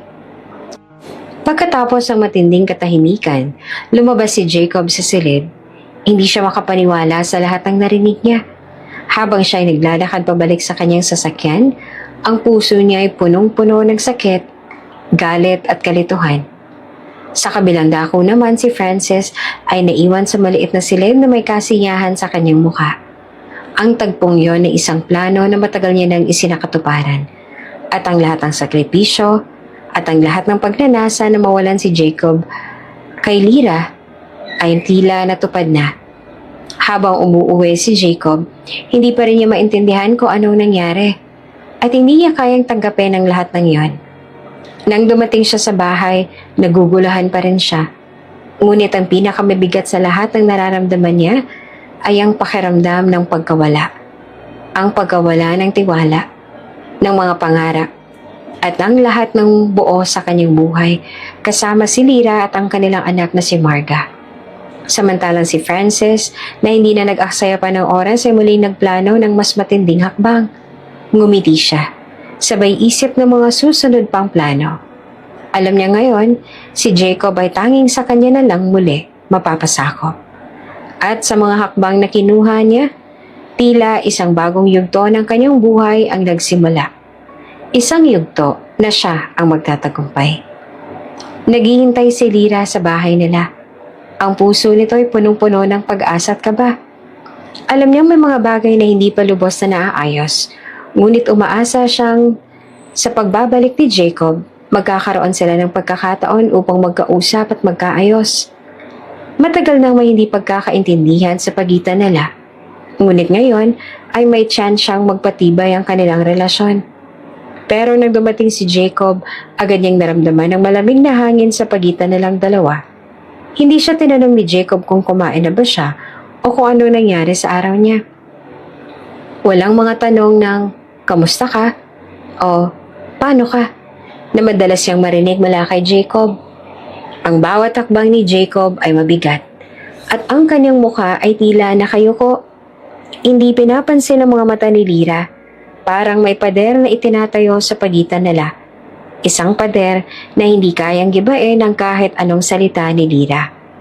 Habang naglalakad si Jacob patungo sa sala, napansin ni Lyra ang matinding lamig na bumabalot sa paligid niya. Hindi tulad ng dati na kahit may tampuhan, may kasamang lambing at pag-aalala, ngayon ay parang wala na siyang kakilala sa taong tumayo sa kanyang harapan. Wala ni isang ngiti sa mukha ni Jacob. Wala ni isang pahayag ng kahit anong emosyon. Parang wala siya sa kanilang bahay. At parang hindi siya si Lyra na kilala ni Jacob. Jacob, saan ka galing? Ano nangyari? Tanong ni Lyra. Medyo kinakabahan pa sa hindi inaasahang pagbabago ng kanyang asawa. Napansin ni Lyra ang pagbagsak ng mga mata ni Jacob sa sahig at parang nahirapan itong mag-isip ng isasagot. Tumagilid siya ng ilang saglit at ang kanyang mga kamay ay nakatago sa likod at saka siya dahan-dahang umupo sa sofa. Wala, Lyra. Nakausap ko lang si Frances. Sagot ni Jacob nang walang emosyon sa boses. Hindi ito ang sagot na inaasahan ni Lyra. Mas lalong hindi ito ang tono ng kanilang pag-uusap na dati ay puno ng pag-unawa at pagmamahal. Si Frances? Bakit mo siya kinausap? Tanong ni Lyra at hindi maintindihan ang sitwasyon. Bakit kailangang makipag-usap ni Jacob kay Frances? Para bang may kakaibang tensyon sa pagitan nilang dalawa. Tumahimik si Jacob. Habang tahimik, dama naman ni Lyra ang lalim ng sakit sa kanyang dibdib. Ang sagot ni Jacob ay wala ng kabuntot na paliwanag o dahilan. Hindi siya tinanong ni Jacob kung anong nangyari sa kanyang araw. Hindi siya binigyan ng kahit kaunting atensyon o pagmamahal. Hindi siya ang Lyra na kinikilala ni Jacob ngayon. Ang taong mahal niya. Ang taong nagbigay ng lahat para sa kanilang pamilya. Jacob, anong nangyari? Bakit parang ang lamig mo na sa akin? Hindi na kayang pigilin pa ni Lyra ang mga luha sa kanyang mga mata. Nakatingin naman si Jacob sa kanya. Ngunit parang may isang pader sa pagitan nilang dalawa. Wala na yung init ng pagmamahal na nararamdaman ni Lyra sa mga nakaraang araw. Walang pagnanais na yakapin siya. Walang malasakit. Lyra, sabi ni Jacob na ang boses ay matigas at malamig. Alam mo ba kung ano nangyari kanina? Alam mo ba kung ano yung mga bagay na nabuksan at natuklasan ko?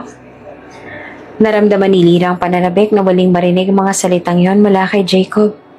Ngunit ng mga sandaling yon, wala na. Lahat ng mga pangako at plano nila ay parang naglaho sa mga salita ni Jacob. Wala ni isang sagot na kayang magpagaan sa kanyang puso. Hindi ko pa alam, Jacob. Sagot ni Lyra na may kalungkutan. Pero sana malaman ko. Sana may dahilan ka kung bakit ganito ka sa akin ngayon.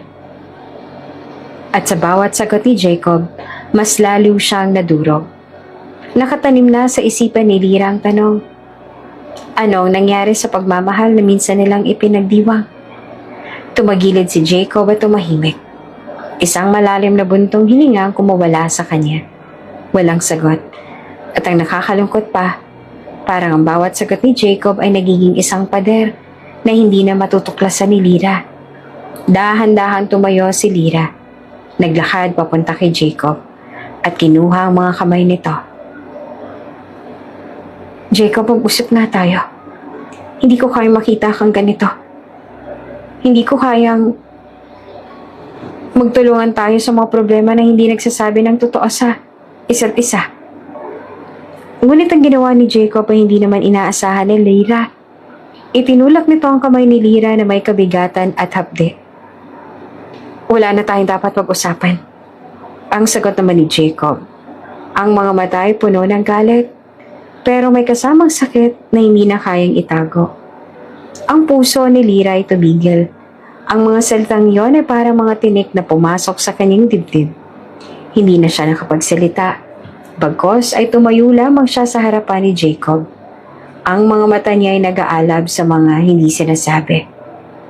At mga sandaling yon, ang pagmamahal na minsan nagbigay saya at init sa kanilang relasyon ay unti-unting naglaho. At ang lamig na nadarama ni Lyra ay mas masakit pa kaysa sa kahit anong salitang sinabi ni Jacob. Habang hawak ni Jacob ang mga dokumento at pinapakita ito kay Lyra, naglalabas siya ng matinding galit at pagkabigo. Ang mga mata ni Lyra ay punong-puno ng hindi pagkakaintindihan at sakit, habang pinagmamasa ng mga dokumento na nagsasabing hindi siya anak ni Jacob. Kanino galing yan? Ang sigaw ni Lyra at naglalabas ng galit at pagkabigla sa kanyang narinig. Bakit mo pinapakita sa akin yan, ha, Jacob? Saan ang galing yan?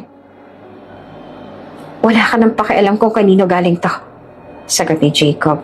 Nagalit na galit na. Hindi ko na kaya magsinungaling, Lyra. Sige, si Francis. Siya nagpakita sa akin ng mga dokumentong to. Pinamulat niya ako sa lahat ng kasinungalingan mo. Si Francis? Yung ex mo? Akala ko ba wala na kayong communication sa isa't isa? Eh ano to? Siya naman, Jacob, oh. Nagulat si Lyra. Ang tinig niya ay puno ng pagkabigla at galit. Kaya pala nagkakaganyan ka. Ayos ka din, Jacob, eh, no? Aalis ka nakangiti dito sa bahay tapos uuwi kang galit sa akin? Tindi mo? Sa paanong peking dokumento to na pinapakita mo? Nasisiraan ka ba ng bait? Alam mo na may nangyari sa atin. Alam mo na may nabuo tapos maniniwala ka sa letseng papel na to? Nagsisinungaling si Francis pero naniniwala ka? Iniwan mo ako, Jacob. Iniwan mo kami dahil sa kasinungalingang pinapaniwalaan mo. Tumango si Jacob, ngunit ang galit na kanyang nararamdaman na hindi na maitago. Hindi ko kayang ipagpatuloy ng ganito, Lyra. Alam ko hindi kayang magsinungaling na Francis sa akin. Kilala ko siya.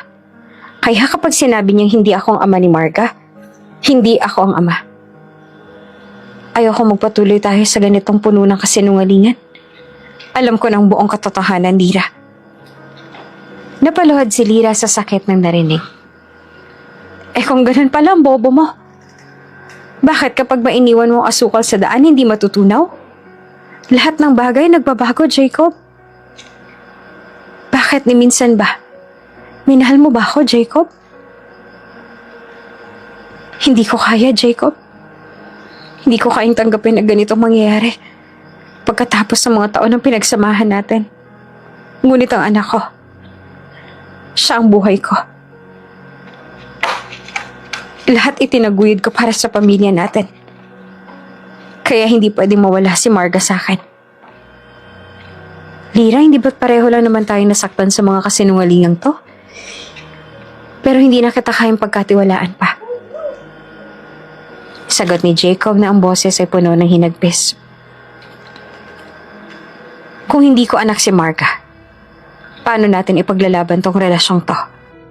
Paano ko kayo ipagtatanggol? Kung puro lang pala tayo kasinungalingan. Napaluha si Lyra at naglakad palayo kay Jacob, pero hindi siya makaalis. Jacob, hindi ko na alam kung anong gagawin ko. Si Marga, siya lang ang buhay ko. At hindi ko kayang mawala siya sa akin. Ano na lang mangyayari sa kanya? Si Jacob, habang hawak ang dokumento, hindi na alam kung ano ang sasabihin. Alam kong mahirap, Lyra. Hindi ko rin alam kung paano ko sasabihin to sa'yo. Pero wala na ako magagawa. Kaya pareho na nating tanggapin ang lahat ng to. Hindi ba sapat ang ginawa kong lahat para sa'yo? Tama na, Lyra. Puno na ng kasinungalingan at sakit ang buhay natin. At hindi kita mapapatawad. Tumakbo si Lyra pabalik kay Jacob. Ang mga kamay nanginginig sa galit at sakit. Nagsimulang magulhol si Lyra, habang si Jacob naman ay wala na magawa kundi ang mapatingin sa kanya ng may mga mata ng pagkabigo. Lyra, hindi ko kayang magpatawad. Hindi ko na kayang ibalik ang lahat. Hindi ko kayang mabuhay sa isang relasyon na puno ng kasinungalingan. Hinawakan ni Lyra ang mga dokumento mula sa mga kamay ni Jacob at sumigaw. Hindi mo ba nakikita? Hindi ko kayang mawala siya sa akin. Anak ko si Marga. Kaya walang makakapagpapapigil sa akin para sa kanya. Lyra, hindi kita naiintindihan pero hindi ko alam ang gagawin ko. Puro ka kasinungalingan. At hindi ko kaya maging ama sa isang bata na hindi ko naman anak. Sagot ni Jacob. Ang boses niya ay puno ng paghihirap. Hindi ko kayang magsinungaling pa sa sarili ko. Hindi ko kayang tanggapin ang lahat ng to. Jacob, hindi ko to kakayanin. Umiiyak si Lyra. Hindi ko kayang tanggapin ang ganitong buhay. Akala ko ba nagmamahalan tayo? Akala ko ba hindi mo kami iiwan? Tumayo si Jacob at lumabas ang pinto. I'm sorry, Lyra. Wala na ako magagawa. Hindi na ako makakabalik pa sa inyo. Patuloy nang umiyak si Lyra habang tinitingnan ang mga dokumento. Wala nang kasiguraduhan ng lahat. At lahat ng kanilang pinaghirapan ay naglaho na lamang sa isang iglap. Okay, kung dyan ka masaya. But I have one last request, please, Jacob. Please, make love with me. Nagmamakaawang wika ni Lyra kay Jacob. Habang nakaluhod siya sa harapan nito, ang mga matay punong-puno ng luha at desperasyon. Mahal ko si Frances. I can't make love with you while thinking about her. Malamig na sagot ni Jacob. Ang tinig ay walang bakas ng emosyon. Nakatingin siya sa ibang direksyon. Hindi kay Lyra. Hindi niya kayang harapin ito. Just this one, Jacob. This is my last wish bago ko pirmahan ang divorce paper. After this, kakalimutan na kita. Ang boses ni Lyra ay nag-aalon-alon sa sakit at ang bawat salita niya ay tumatago sa puso ni Jacob. Pakiusap, Jacob. Isang huling pagkakataon. Para sa atin. Para sa mga taon na magkasama tayo. Lyra, hindi ko kayang gawin yan. Hindi ko kayang saktan si Frances. Mahal ko siya. Hindi ko kayang gawin to sa kanya. Ang boses ni Jacob ay unti-unting humihina. Ang mga mata niya ay puno ng kalungkutan at pagsisisi. Hindi ko kayang patagilid ang puso ko. Hindi ko kayang ipagpalit ang pagmamahal ko kay Frances para sa kung anong meron tayo ngayon. Jacob, I just need this. For closure. Isa na lang. Alam ko na kayang maghintay pa. Pagkatapos nito, wala na akong hihilingin pa. Ako nang aalis. Kakalimutan kita. Ang mga mata ni Lyra ay naglalaman ng kalungkutan. At ang mga kamay niya ay humawak sa dibdib. Tila may isang bahagi ng kanyang puso na nananatiling nakatali sa kanya. Pakiusap, please, Jacob. Hindi mo na iintindihan, Lyra. Hindi ko kayang gawin to habang ang puso ko ay kay Frances. I've already made my choice. I can't betray her. I can't betray myself. Hindi ko kailangan ng paliwanag, Jacob. Alam ko naman yun eh. Pero sana balang araw maintindihan mo kung bakit ko ito hinihiling. Kung bakit ko ito gusto bilang isang huling alaala. Ang mga mata ni Lyra ay puno ng luha at ang kanyang mga labi ay nanginginig. I just want to feel loved by you again. For one last time. Please, Jacob. Si Jacob naman ay natigilan at ang puso'y nahulog sa paghihirap at pagkalito. Ang bawat segundo ng katahimikan ay parang isang buong buhay ng pagsisisi at pagmamahal na hindi pa natutuldukan. Ngunit sa kabila ng lahat ng nararamdaman, nagpasya siya. This will be the last, Lyra. Habang dumadaan ang mga taon, unti-unting nabuong muli ang buhay ni Lyra.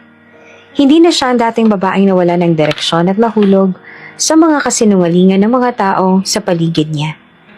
Natutunan niyang magsimulang muli. At sa kabila ng lahat ng nangyari, nagsikap siyang bumangon para sa kanyang anak na si Marga. Pero sa hindi inaasahang pagkakataon, natuklasan niyang mahigit pa palang lihim ang kanyang pamilya na siya mismo ay hindi alam. Ang totoo, hindi pala siya galing sa isang simpleng pamilya. Hindi siya tulad ng iniisip ni Jacob na isang ordinaryong babae. Habang si Jacob ay nakikita siya bilang isang mahirap na babae noon, na isang ordinaryong tao na may simpleng buhay, hindi pala iyon ang buong kwento. Ang pamilya ni Lyra ay mayaman. Isang mayamang angka na nakatago sa ilalim ng mga pangarap at plano ni Lyra na magpakita bilang isang simpleng babae. Pinili niyang mabuhay ng normal, malayo sa lahat ng luxuries ng buhay na maaari niyang makuha mula sa kanyang pamilya. Gusto niya ng tahimik na buhay at nagdesisyon siyang ipagpatuloy ang buhay na hindi umaasa sa yaman ng kanyang pamilya. Nagpasya siyang magtago at magkunwari na isang mahirap na babae upang maranasan ang tunay na buhay na walang mga alalahanin. Gusto niya makilala siya ni Jacob bilang isang babae na may sariling pagkatao. Hindi dahil sa posisyon ng kanyang pamilya o ang yaman na nakapalibot sa kanya. Iniisip ni Lyra na ito ang magiging tunay na pagkakataon para magustuhan siya bilang isang tao. At hindi lang dahil sa kanyang status o kayamanan. Nang makilala ni Jacob si Lyra, ito ang mga bagay na hindi niya alam. At hindi rin ito ipinakita ni Lyra. Nakipagrelasyon siya kay Jacob na ang tanging dala lamang ay ang kanyang simpleng buhay. Isang buhay na puno ng pagsubok at hirap. Ngunit habang ang mga taon ay tumagal, at habang natututo si Lyra ng mga aral mula sa kanyang mga pagkatalo, nagsimula siyang magbukas sa mga pagkakataon. Isa sa mga bagay na hindi alam ni Jacob ay ang kakayahan ni Lyra na magsimulang muli at magtagumpay sa sarili niyang paraan. Dahil sa natutunan niyang mga aral at ang kanyang determinasyon, nagsimula siyang magtayo ng negosyo na malaki ang potensyal. Ang dati niyang simpleng buhay ay nabago nang siya ay tumutok sa pagbuo ng isang kumpanya, natutok sa kanyang passion at mga skills na nagawa niyang i-develop sa kanyang mga taon ng pagiging malayo sa marangyang buhay. Nagbigay siya ng maraming oportunidad sa ibang tao at kalaunan ay naging matagumpay. Habang patuloy ang pagyaman ni Lyra, napansin niyang hindi siya naging masaya sa pagkakaroon ng mga material na bagay lamang. Ang totoo, ang mga bagay na kanyang nakuha ay hindi sapat upang punan ng mga butas sa kanyang puso na naiwan mula sa mga maling desisyon ng nakaraan. Subalit sa kabila ng lahat ng ito, natutunan niyang pahalagahan ng sarili at ang anak na si Marga at si Keith. Dumating ang isang pagkakataon na nagtagumpay siya sa lahat ng aspeto ng buhay. Ngunit sa kabila ng mga tagumpay, nagsimula siyang mag-isip tungkol kay Jacob. Naiisip pa rin niya ito. Hindi dahil sa anghel siya, kundi dahil sa mga panahon na pinagsamahan nila at paglimos ng mga pangarap niya bilang mag-asawa. Ngunit sa kabila ng lahat ng mga sakit at pagkatalo, natutunan niyang hindi kailangang manatili sa nakaraan. Kung alam ko lang na ang pagiging tapat sa sarili ko at hindi pagpapanggap ay magdudulot ng tagumpay. Sana noon palang ginawa ko na ito. Sabi ni Lyra habang pinagmamasan ang mga papeles na nauukol sa kanyang negosyo. Hindi na siya nagmamadali o nag-aalala. Alam niya kung paano niya babangon ang buhay niya at buuin ang mga pangarap para sa kanyang anak na si Marga. Nais niyang ipakita kay Marga na ang tunay na halaga ng buhay ay hindi nasusukat sa material na bagay, kundi sa mga aral na natutunan sa mga pagkatalo at tagumpay na naranasan. Ang yaman at tagumpay ni Lyra ay hindi na nagmula sa mga kasinungalingan ng nakaraan, kundi mula sa kanyang sariling determinasyon at lakas. Ang lahat ng pagsubok na kanyang hinaharap ay naging dahilan upang magtagumpay siya sa buhay at maging inspirasyon sa iba. Wala siyang kailangang ipagmalaki, kundi ang pagpapahalaga sa sarili at sa pamilya na natutunan niyang mahalin ng higit pa sa anumang material na bagay. At sa kabila ng lahat ng tagumpay na kanyang nakamtan, natutunan niyang magpatawad sa kanyang sarili at sa mga tao sa paligid niya. Tulad ni Jacob, hindi niya na hinahanap ang mga sagot sa nakaraan, kundi ang mga sagot para sa hinaharap na magbibigay sa kanya ng tunay na kaligayahan. Habang tumatagal ang mga taon, unti-unting napagtanto ni Lyra na ang pinakamahalagang bagay sa buhay ay ang kanyang pamilya at ang kanyang mga anak, sina Marga at si Keith. Bagamat maraming pagsubok ang kanyang hinarap, natutunan niyang i-prioritize ang oras kasama sila at dahil dito, naging mas matibay ang kanilang bond bilang isang pamilya. Isang hapon, pagkatapos ang matinding linggo ng trabaho, nagdesisyon si Lyra na maglaan ng oras para sa dalawang anak niya. Gusto niyang maramdaman ng mga bata na hindi sila nag-iisa at na sila ang pinakamasarap na bahagi ng kanyang buhay. Nagplano siya ng isang masayang bonding time sa isang magandang park na malapit sa kanilang bahay. "Mom, where are we going?" Tanong ni Marga habang nakaupo sa likod ng sasakyan at tiningnan ng paligid. Si Keith naman na medyo mas maliit ay abala namang naglalaro ng kanyang mga laruan sa kanyang upuan. "We're going to the park, anak. We're going to have some fun. Just the three of us." Sagot ni Lyra habang nagmamaneho. "Hey, ang saya!" Sigaw ni Keith na hindi na makapaghintay. Gusto niya maglaro at mag-explore. Si Marga naman medyo tahimik pero mapapansin mong tuwang-tuwa na rin. Nakangiti siya sa tuwa na kasama niya ang kanyang ina at kapatid. Pagdating nila sa parke, agad silang naghanap ng magandang lugar na mapaglalaruan. Ang araw ay masilayan sa kalangitan at ang hangin ay mahangin. Kaya tamang-tama lamang ang init para mag-enjoy silang tatlo. Agad na pinuntahan ni Lyra ang mga swings para magpabalik-balik at maglaro kasama si Keith. Habang si Marga naman ay mas pinili ang maglakad-lakad at mag-explore sa paligid ng parke. "Mom, push me higher! I want to touch the sky!" Sigaw ni Keith habang ngiti-ngiti siya. Hindi maiwasang matuwa si Lyra sa saya ng anak, kaya pinush siya ng matindi. Tumawa sila ni Keith habang ang mga paa ng bata ay halos umabot na sa langit. Ang tunog ng laughter ni Keith ay nakakahawa at si Lyra naman ay hindi maiwasang sumabay sa tuwa. Si Marga naman ay may hawak na isang maliit na notebook at nag-iisip.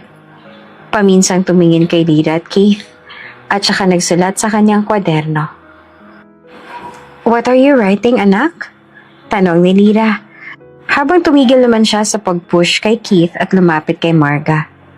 "Nothing, Mom. Just writing something for myself."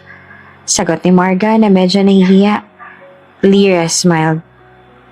"It's okay. Just make sure you're writing your dreams in there. It's always nice to dream." Si Marga naman ay ngumiti ng mahina at muling bumalik sa pagsusulat. Si Lyra naman ay masaya na makita ang mga anak niya na masaya at buo ang pamilya. Hindi maiwasan ni Lyra na mag-isip. Siya ay pumasok sa mga pagsubok at hirap ng buhay, ngunit ang mga sandaling tulad nito, nagiging malinaw sa kanya na hindi siya kailanman nag-iisa. Nasa tabi niya ang kanyang mga anak at ito na lang ang pinakamahalaga. Habang si Keith naman ay patuloy na naglalaro, si Marga naman ay lumapit kay Lyra, hawak ang kanyang notebook. "Mom, I wrote something for you," sabi ni Marga. "Really? Let me read it," sagot ni Lyra. Sabik na tiningnan ang mga salitang sinulat ni Marga.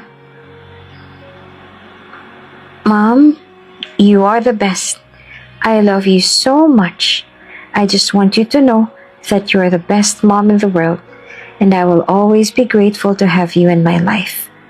Sabi ni Marga habang abot ang ngiti sa kanyang mukha. Lyra's eyes filled with tears. "You're the best too, Marga, and I'm so proud of you." "Don't cry, Mom. We're having fun today, right?" Sagot pa ni Marga habang niyayakap si Lyra. "Right," sagot naman ni Lyra habang niyayakap din ang anak. "This is the best moment ever. Ang mga bata ay patuloy na naglaro at ang oras ay tila tumigil. Nakita ni Lira ang mga mata ng kanyang mga anak. Si Marga, matalino at mapagmasid na anak. Si Kit naman, masigla at puno ng saya na anak. Ang bawat sandali na magkasama sila ay naging mahalaga sa kanya. Ang bawat tawa, bawat sigaw ng saya, at bawat sandali ng kaligayahan ay nagpapalakas sa kanya. Ang simple mga bonding moments na ito ay nagbibigay kay Lira ng lakas upang patuloy na magsumikap at magtagumpay sa buhay. Hindi lamang para sa kanyang sarili kundi para sa kanyang mga anak. Habang ang araw ay lumulubog, napansin ni Lira na ang mga bata ay masaya na. Naglakad sila patungo sa parking lot, tanga ng kanilang mga bag, habang pinagmamasa ng isang araw na puno ng kaligayahan. Sa kabila ng lahat ng pinagdaanan nila sa buhay, alam ni Lira na ang pamilya niya ang pinakamahalagang bagay na meron siya. At habang sila ay magkasama, wala nang ibang bagay na mas mahalaga pa. Isang hapon, habang naglalakad sila sa parke at nag-e-enjoy sa kanilang bonding time, hindi maiwasan ni Marga na magtanong kay Lira tungkol sa kanyang ama. Palibhasa ay nakasanayan niya nang hindi tanungin ang tungkol kay Jacob. Pero sa pagkakataong to, naramdaman niyang may katanungan na hindi niya matanggal sa kanyang isipan. "Mom?" simula ni Marga habang nakatingin kay Lira. "Nasaan po ba si Dad? Bakit hindi ko pa siya nakikita?" Napansin naman ni Lira ang tanong ni Marga. May pagka-kuryoso, ngunit may pagka-maingat din. Alam niyang darating ang panahon na magtatanong si Marga. At alam din niyang hindi pa siya handa upang sagutin at sabihin ang lahat ng katotohanan. Gusto niya magbigay ng sagot na hindi makakasakit, ngunit tapat pa rin.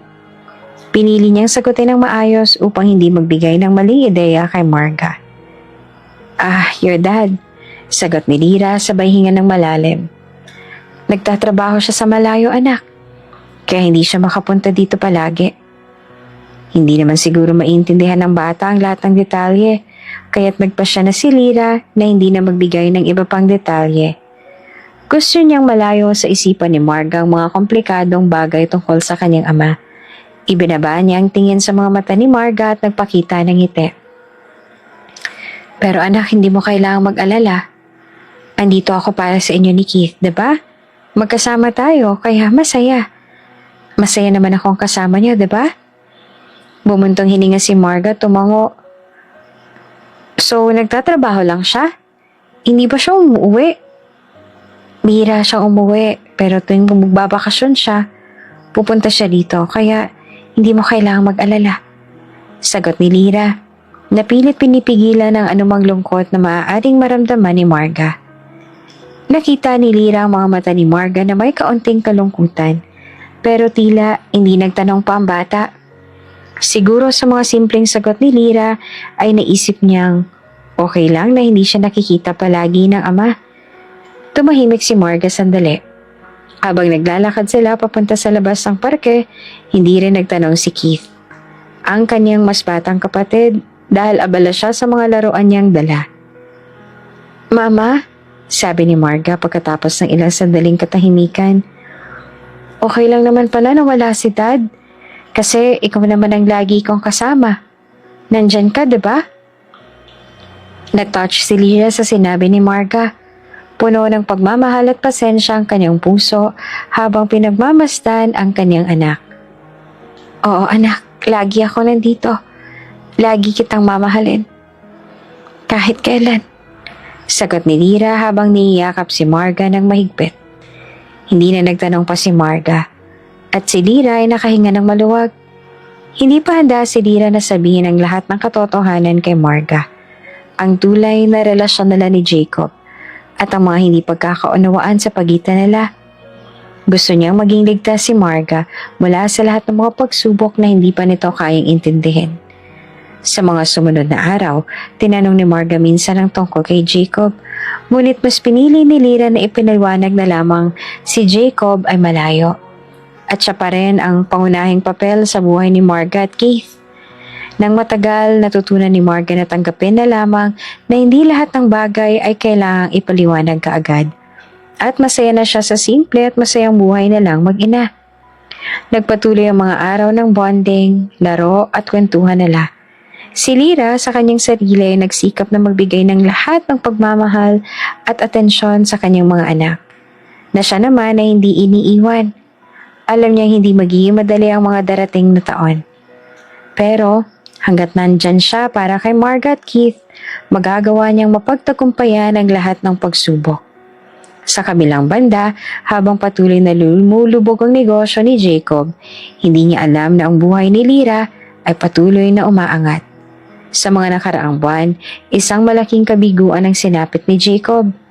Lahat ng kanyang mga proyekto ay nauurong. Ang mga negosyo niyang tinayo mula sa lupa ay unti-unting nauurong. At ang kanyang mga dating kasosyo ay nagsimulang lumayo-layo. Hindi siya pwedeng magpatuloy sa ganitong kalagayan. Kaya, sa kabila ng kanyang mga kabiguan, isang araw ay naglakbay siya patungo sa isang lungsod. Humahanap ng paraan upang makabawi. Wala na siyang ibang matatakbuhan, kundi ang lumapit sa mga kasosyo o mga kaibigan na maaari niyang malapitan.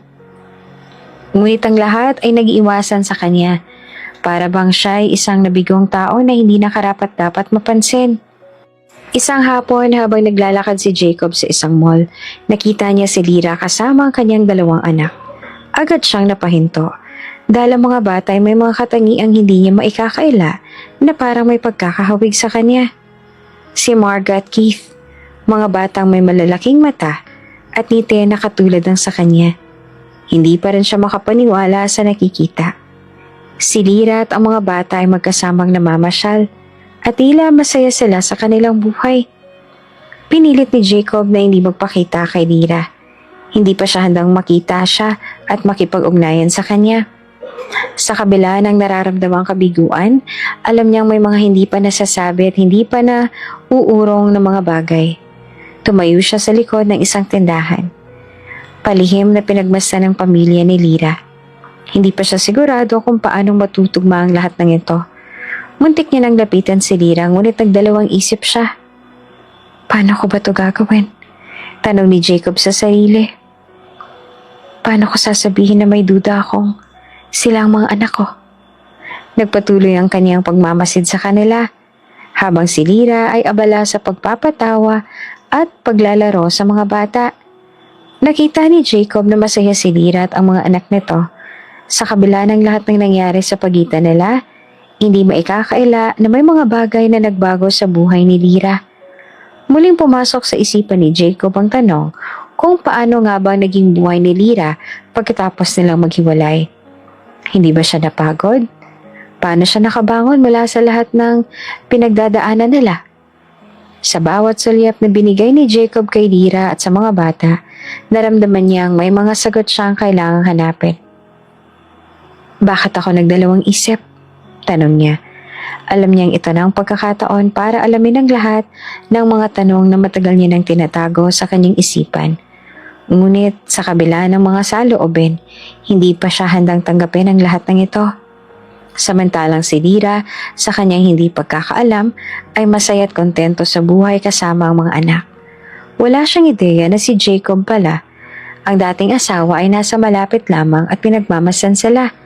Hindi pa niya alam na may mga tanong si Jacob tungkol sa mga anak na kasama niya. Dahil sa mga nararamdaman niyang hindi maipaliwanag, hindi na rin pinilit ni Jacob na lumapit. Alam niyang sa ngayon, hindi niya kaya magdala ng sakit o gulo sa buhay ni Lyra. May mga bagay na dapat lisanin at tapusin sa nakaraan. Ngunit alam niyang darating din ang araw na magkakaroon sila ng pagkakataon upang magkausap at magpaliwanag. Kahit niya hindi pa alam kung paano at kailan. Ang mga pangarap na magkasamang muli sa pamilya ay tila isang malabong larawan sa kanyang isipan. Ngunit sa kabila ng lahat ng sakit na dulot ng mga pagkatalo, may lihim na pagnanais pa rin si Jacob na malaman ang buong katotohanan tungkol sa mga bata. Pinalipas si Jacob ang ilang linggo, wala na makita si Lyra at ang mga anak nito sa mall. Hindi pa siya handang makipag-usap sa kanila. Lalo na't puno pa siya ng pagkalito at hindi pagkakaunawaan. Marami siyang iniisip at higit sa lahat, ang mga tanong na hindi pa nasagot. Ang mga anak ba ni Lyra ay tunay na anak niya? Kung hindi, sino ang tunay na ama? Ngunit dumating ang araw na hindi niya na kayang magpigil pa. Muling bumangon ang mga katanungan sa kanyang isipan. Kailangang malaman ang katotohanan. Hindi niya na kaya maghintay pa at tagilid na nagdesisyon na makipag-usap kay Lyra. Tinawagan niya ito at nagkasundong magkita sa isang maliit na cafe malapit sa bahay nila. Siyempre, nung una ay nag-aalangan pa si Lyra. Pagdating ni Jacob, kitang-kita niya ang kaba sa mata ni Lyra. Ngunit hindi siya tumigil. Hindi na siya makapagpigil pa sa mga tanong na bumabagabag sa kanya. Umupo sila sa isang sulok ng cafe. Tahimik na nagtitigan. "Huwag mo ang gawing komplikado, Jacob." Wika ni Lyra na may matigas na tinig. "Bakit mo ba pinipilit malaman kung ang mga bata ba'y anak mo? Pinaglalaban mo ba ang isang bagay na malinaw na hindi mo naman kayang baguhin?" Tinutok ni Jacob ang mga mata kay Lyra. Hindi maiwasang magtaka kung anong bagay ang tinatago nito. "Hindi ko alam, Lyra. Pero may duda ako. Nung makita ko si Marga at yung mas bata, hindi ko maiwasang magtaka. Kamukha nila ako at ramdam ko na konektado ako sa kanila. Sa tingin mo, kaya ko ba talaga silang itakwil sa nararamdaman kong to?" "His name is Keith." "Tsaka ano bang gusto mong marinig, Jacob?" Ang sagot ni Lyra. Tinutokso ang bawat salitang binanggit ni Jacob. "Di ba sinabi na ni Francis sa'yo na hindi mo anak si Marga? At yun ang pinaniwalaan mo, di ba? Bakit pa ako mag-aaksaya ng oras na ipaliwanag sa'yo? When you believed Francis over me." "Ako tong asawa mo noon pero si Francis ang pinaniwalaan mo. Na ex mo lang." Nagulat si Jacob sa narinig. Pero hindi siya tumigil. Kailangan niyang malaman ang lahat. "Oo, sinabi niya nga na hindi ko anak si Marga. Pero wala akong naging sapat na patunay. Yung mga dokumento na ibinigay niya sa akin. Hindi ko alam kung paano at bakit ko dapat paniwalaan ang lahat ng yan. Mali at nagsisisi ako na pinaniwalaan ko siya over you." Nagtaas ang kilay ni Lyra at numisi na may pagkairita. "Ano bang ginagawa mo dito? Hindi mo na kailangang paliwanag pa. Ang importante, hindi mo dapat ipilit na anak mo sila. Hindi mo na ako dapat kailangang tanungin sa mga ganyan, Jacob." "Alam ko," wika ni Jacob. Nahulog ang ulo. "Pero hindi ko kayang itulak na lang ang lahat ng nararamdaman ko. Hindi ko kayang mabuhay na puno ng pag-aalinlangan." Napabuntong hininga si Lyra at nakatingin sa kanya ng malalim. "Jacob," ang sabi nito. "Ginugol ko ang mga taon na to para magpatuloy. Magpayaman. Magpatatag ng pamilya ko. At ayoko nang bumalik sa nakaraan na puno ng kasinungalingan at sakit. Hindi na ako papayag muli na magulo pang buhay namin dahil lang sa mga hinala mo." "Pero Lyra," si Jacob nahirap na magsalita. "Kung hindi ako ang ama nila, sino?" May mga pagkakataon na hindi ko maiwasang magtaka kung sinong pinagmula nila. Kung ano nangyari. Bakit hindi mo sinabi sa akin ng totoo? Jacob, lahat ng yan ay nakaraan na. Sabay patagilid na tumingin kay Jacob. At ayoko nang balikan ng mga bagay na nakalipas na. Hindi mo na dapat alamin ang lahat ng yon. Kasi kung talaga nagmamalasakit ka sa mga anak ko, hindi mo sila tatakbuhan. Napangiti si Jacob na may pag-aalala, ngunit hindi siya tumigil sa pagtatanong. Pero hindi ko kayang gawin yun, Lyra. Hindi ko kayang mawala ng pagkakataon na malaman ang kalagayan ng anak ko. Hindi ko kayang mawala ng pagkakataon na maging parte ng buhay nila. Kung may anak ako sa mundong to, gusto kong malaman kung sino sila. Si Lyra, sa kabila ng kanyang tapang at galit, ay biglang napahulog ang mga mata at nagsimulang maluha. Hindi niya na kayang labanan ng mga nararamdaman. Alam mo, Jacob, nakakatawa ka rin talaga, no? Ang mahina niyang sabi. Huwag mo na nga kaming guluhin, Jacob. Okay naman na kami nung wala ka eh. Hindi ka na namin kailangan. Mag-move on ka na. Hindi ko kayang ipilit pang kung anong wala na. Kung sila man ay anak mo o hindi ko na kayang ayusin pa. Hindi ko na kayang bumalik sa sakit na iniwan mo. At iniwasan ko. Habang ang kanilang pag-uusap ay lumalalim, nakita naman ni Jacob ang luhang pumatak mula sa mga mata ni Lyra. Hindi na siya nakapagsalita. Tila naiintindihan niya ng hindi lamang siyang may pinagdadaanan, kundi pati na rin si Lyra. At hindi niya kaya magpatuloy pa sa pagpapahirap sa kanila pareho. Habang nakaupo sila sa isang sulok ng cafe, ang malamig na hangin ay bumangon at ang tanging tunog ay ang tahimik na huni ng mga tao sa paligid. Si Jacob na puno ng panghihinayang at pasisisi ay walang ibang nais kundi maibalik ang tiwala ni Lyra. Hindi niya na kayang harapin ang katotohanan na iniwasan siya ng babaeng minahal niya. At hindi rin niya kayang magpatuloy nang hindi alam kung paano magbabayad sa mga pagkakamaling nagawa niya. I'm sorry, Lyra. Ang bulong ni Jacob. Ang tinig niya ay puno ng hinagpis. Hindi ko kayang makita kang umiwas sa akin. Hindi ko kayang mawala ng pagkakataon. Sinabi ko na hindi na ako babalik kay Francis. At hindi ko siya babalikan pa. Wala na siya. Wala nang pagmamahal niya sa akin. Ang natitira sa akin ngayon ay ikaw. Kaya nga naiinis ako sa sarili ko. Gusto ko lang na maayos ang lahat. Nag-angat siya ng mukha at nakita niya may mga luha sa mata ni Lyra. Pinunasan ito ng kanyang kamay at nagpatuloy sa pagsasalita. Alam ko na pinili ko siya noong mga panahon na yon. Pero hindi ko alam kung anong nangyari sa relasyon namin. Wala nang pagmamahal. Kaya kami naghiwalay ni Francis. Siya mismo ang nagpabaya. Hindi ko na kaya. Pero si Lyra, ikaw ang mahal ko. Nandyan ka. Alam ko may kasalanan ako sa'yo.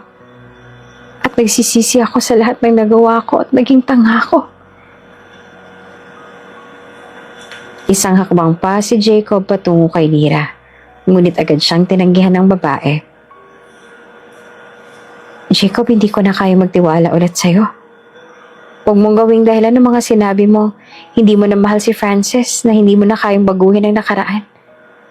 Ang mahina at matigas na tinig ni Lyra. Oo, ikaw ang minahal ko noon. Pero hindi mo na ako makukuha sa mga salita mo. Dahil nasaktan mo na ako, Jacob. Si Jacob naman ay tila parang nawawala sa sarili. Yumuko at nagsalita ulit. Naramdaman ni Lyra ang sakit sa kanyang puso. Lyra, hindi ko kayang mabuhay na hindi alam kung paano mo ako titignan. Hindi ko kayang malaman na iniwasan mo na ako. Patawarin mo ako sa lahat ng pagkakamali ko. Pero isa lang ang gusto ko. Matulungan ako makabalik sa buhay mo. Lumapit si Jacob kay Lyra at ang mata ay punong-puno ng luha at hinagpis. Alam mo ba, Lyra, hindi ko kayang magsimula ulit nang wala ka sa buhay ko. Ang mga anak mo, sina Marga at Keith, kung sila man ay tunay kong anak, ituturing ko silang anak. At si Francis, hindi ko na siya kakailanman mamahalin at kailanman babalikan. Jacob, tama na. Nakapikit si Lyra sa braso ni Jacob. Hindi mo alam kung gaano kasakit lahat ng to. Si Francis, hindi na siya bahagi ng buhay mo. Sige, sabihin natin ganan. Eh ano naman? Bakit kung kailan nawala siya tsaka mo naisipan na bumalik sa akin? Nagsimula ng tumulo ang mga luha ni Jacob at dahan-dahan niyang pinatong ang kamay sa dibdib ni Lyra. I know I hurt you, but I want to make it right. I want to show you that I'm not the same person as I was before. I want to prove to you that I'm willing to do whatever it takes to regain your trust. Hinaplos ni Lyra ang kamay ni Jacob, ngunit hindi siya umiwas. Jacob, ang malukot niyang sabi. Huwag mong gawing dahilan ng pagkakamali ni Francis para magmukhang tama ang lahat ng ginawa mo. I loved you once, yes. But now, I have my own life to think about. And you are no longer a part of it. Naiintindihan ko. Sagot naman ni Jacob at ang kanyang mga mata ay puno ng pagkatalo. And I'll do whatever it takes, Lyra. Hindi ko kaya mawala ka. So please give me a chance to make it up to you. Hindi ko kaya mawala sa buhay mo. Ngunit hindi si Lyra ang naiwan na may kalungkutan sa kanyang puso. Ang mga mata ni Jacob ay puno ng pagnanasa na may aayos ang lahat. Ngunit ramdam ni Lyra ang kanyang sakit at kalungkutan. Sa kabila ng lahat ng sinabi ni Jacob, hindi siya makakapayag na magtiwala ulit. Hindi mo kayang ayusin ang lahat ng nangyari. Ang sinabi ni Lyra ay puno ng kabiguan ng tinig. Hindi na tayo maaaring magbalikan. Hindi mo na maitatama ang mga pagkakamali mo. Gustuhin ko mang magtiwala sa'yo. Pero may sugat ng hindi na kaya maghilom, Jacob. Dahil sa mga salitang yon, ang puso ni Jacob ay muling nabasag. Ngunit bago siya tumalikod at lumakad palayo, tumingin siya kay Lyra at sa mga mata, puno ng pangako. Hindi ako susuko, Lyra. Ang mahina niyang sabi bago siya tuluyang humakbang palayo. Simula din ng mga araw na yon ay nagsimula na si Jacob na maghanap ng kung ano-anong way para makumpirma kung talagang anak ba niya si Marga at Keith. At nagsisinungaling lamang si Lyra na hindi anak ni Jacob si Keith at si Marga. Nakakuha siya ng DNA sample at hindi kalaunan ay nakuha niya rin ang resulta. Hindi niya agad pinaalam kay Lyra ang resulta. Ngunit sa mga buwan na dumaan ay hindi siya nag-aksaya ng oras sa puntahan si Lyra at ligawan ito. Sa kabilang banda naman sila, Lyra, ay pilit na itinatanggi. Alam niya nahuhulog na rin naman siya kay Jacob. Hinihintay niya lang ang tamang pagkakataon bago bumalik dito. Sapat na kay Lyra ang bawat bagay na ipinakita ni Jacob upang patunayan ang kanyang pagmamahal. Matapos ang matagal na panahon na pagtitiis, nakita ni Lyra ang pagbabago sa mga mata ni Jacob. Hindi na ito ang lalaking dati ay puno ng mga salitang walang laman. Ngayong nagbago siya, ipinakita ni Jacob kay Lyra na siya ay nagbago na at mahal niya na si Lyra. Habang nagsimula ng magbunga ang mga sakripisyo ni Jacob, unti-unti nang naalis ang mga pag-aalinlangan sa puso ni Lyra.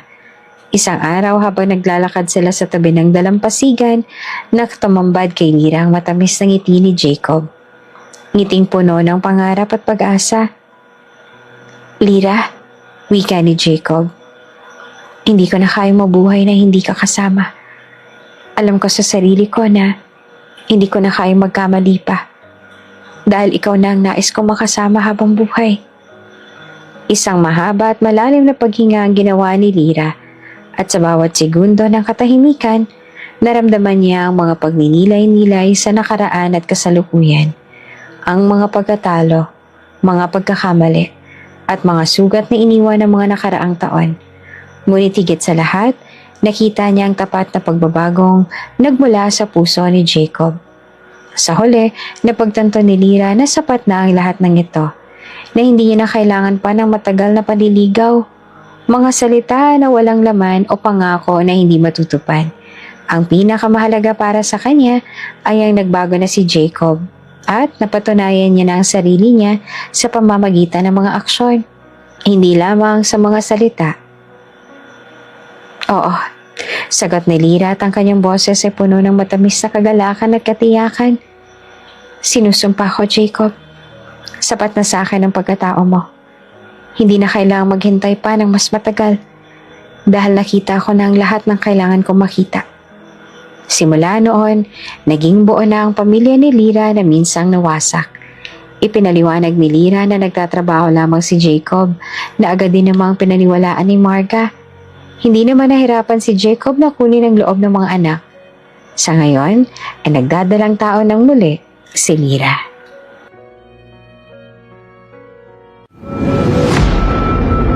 Kung bago ka pa ka lang sa channel na ito, Ate Jane TV, huwag kalimutang pindutin ang notification bell and subscribe button.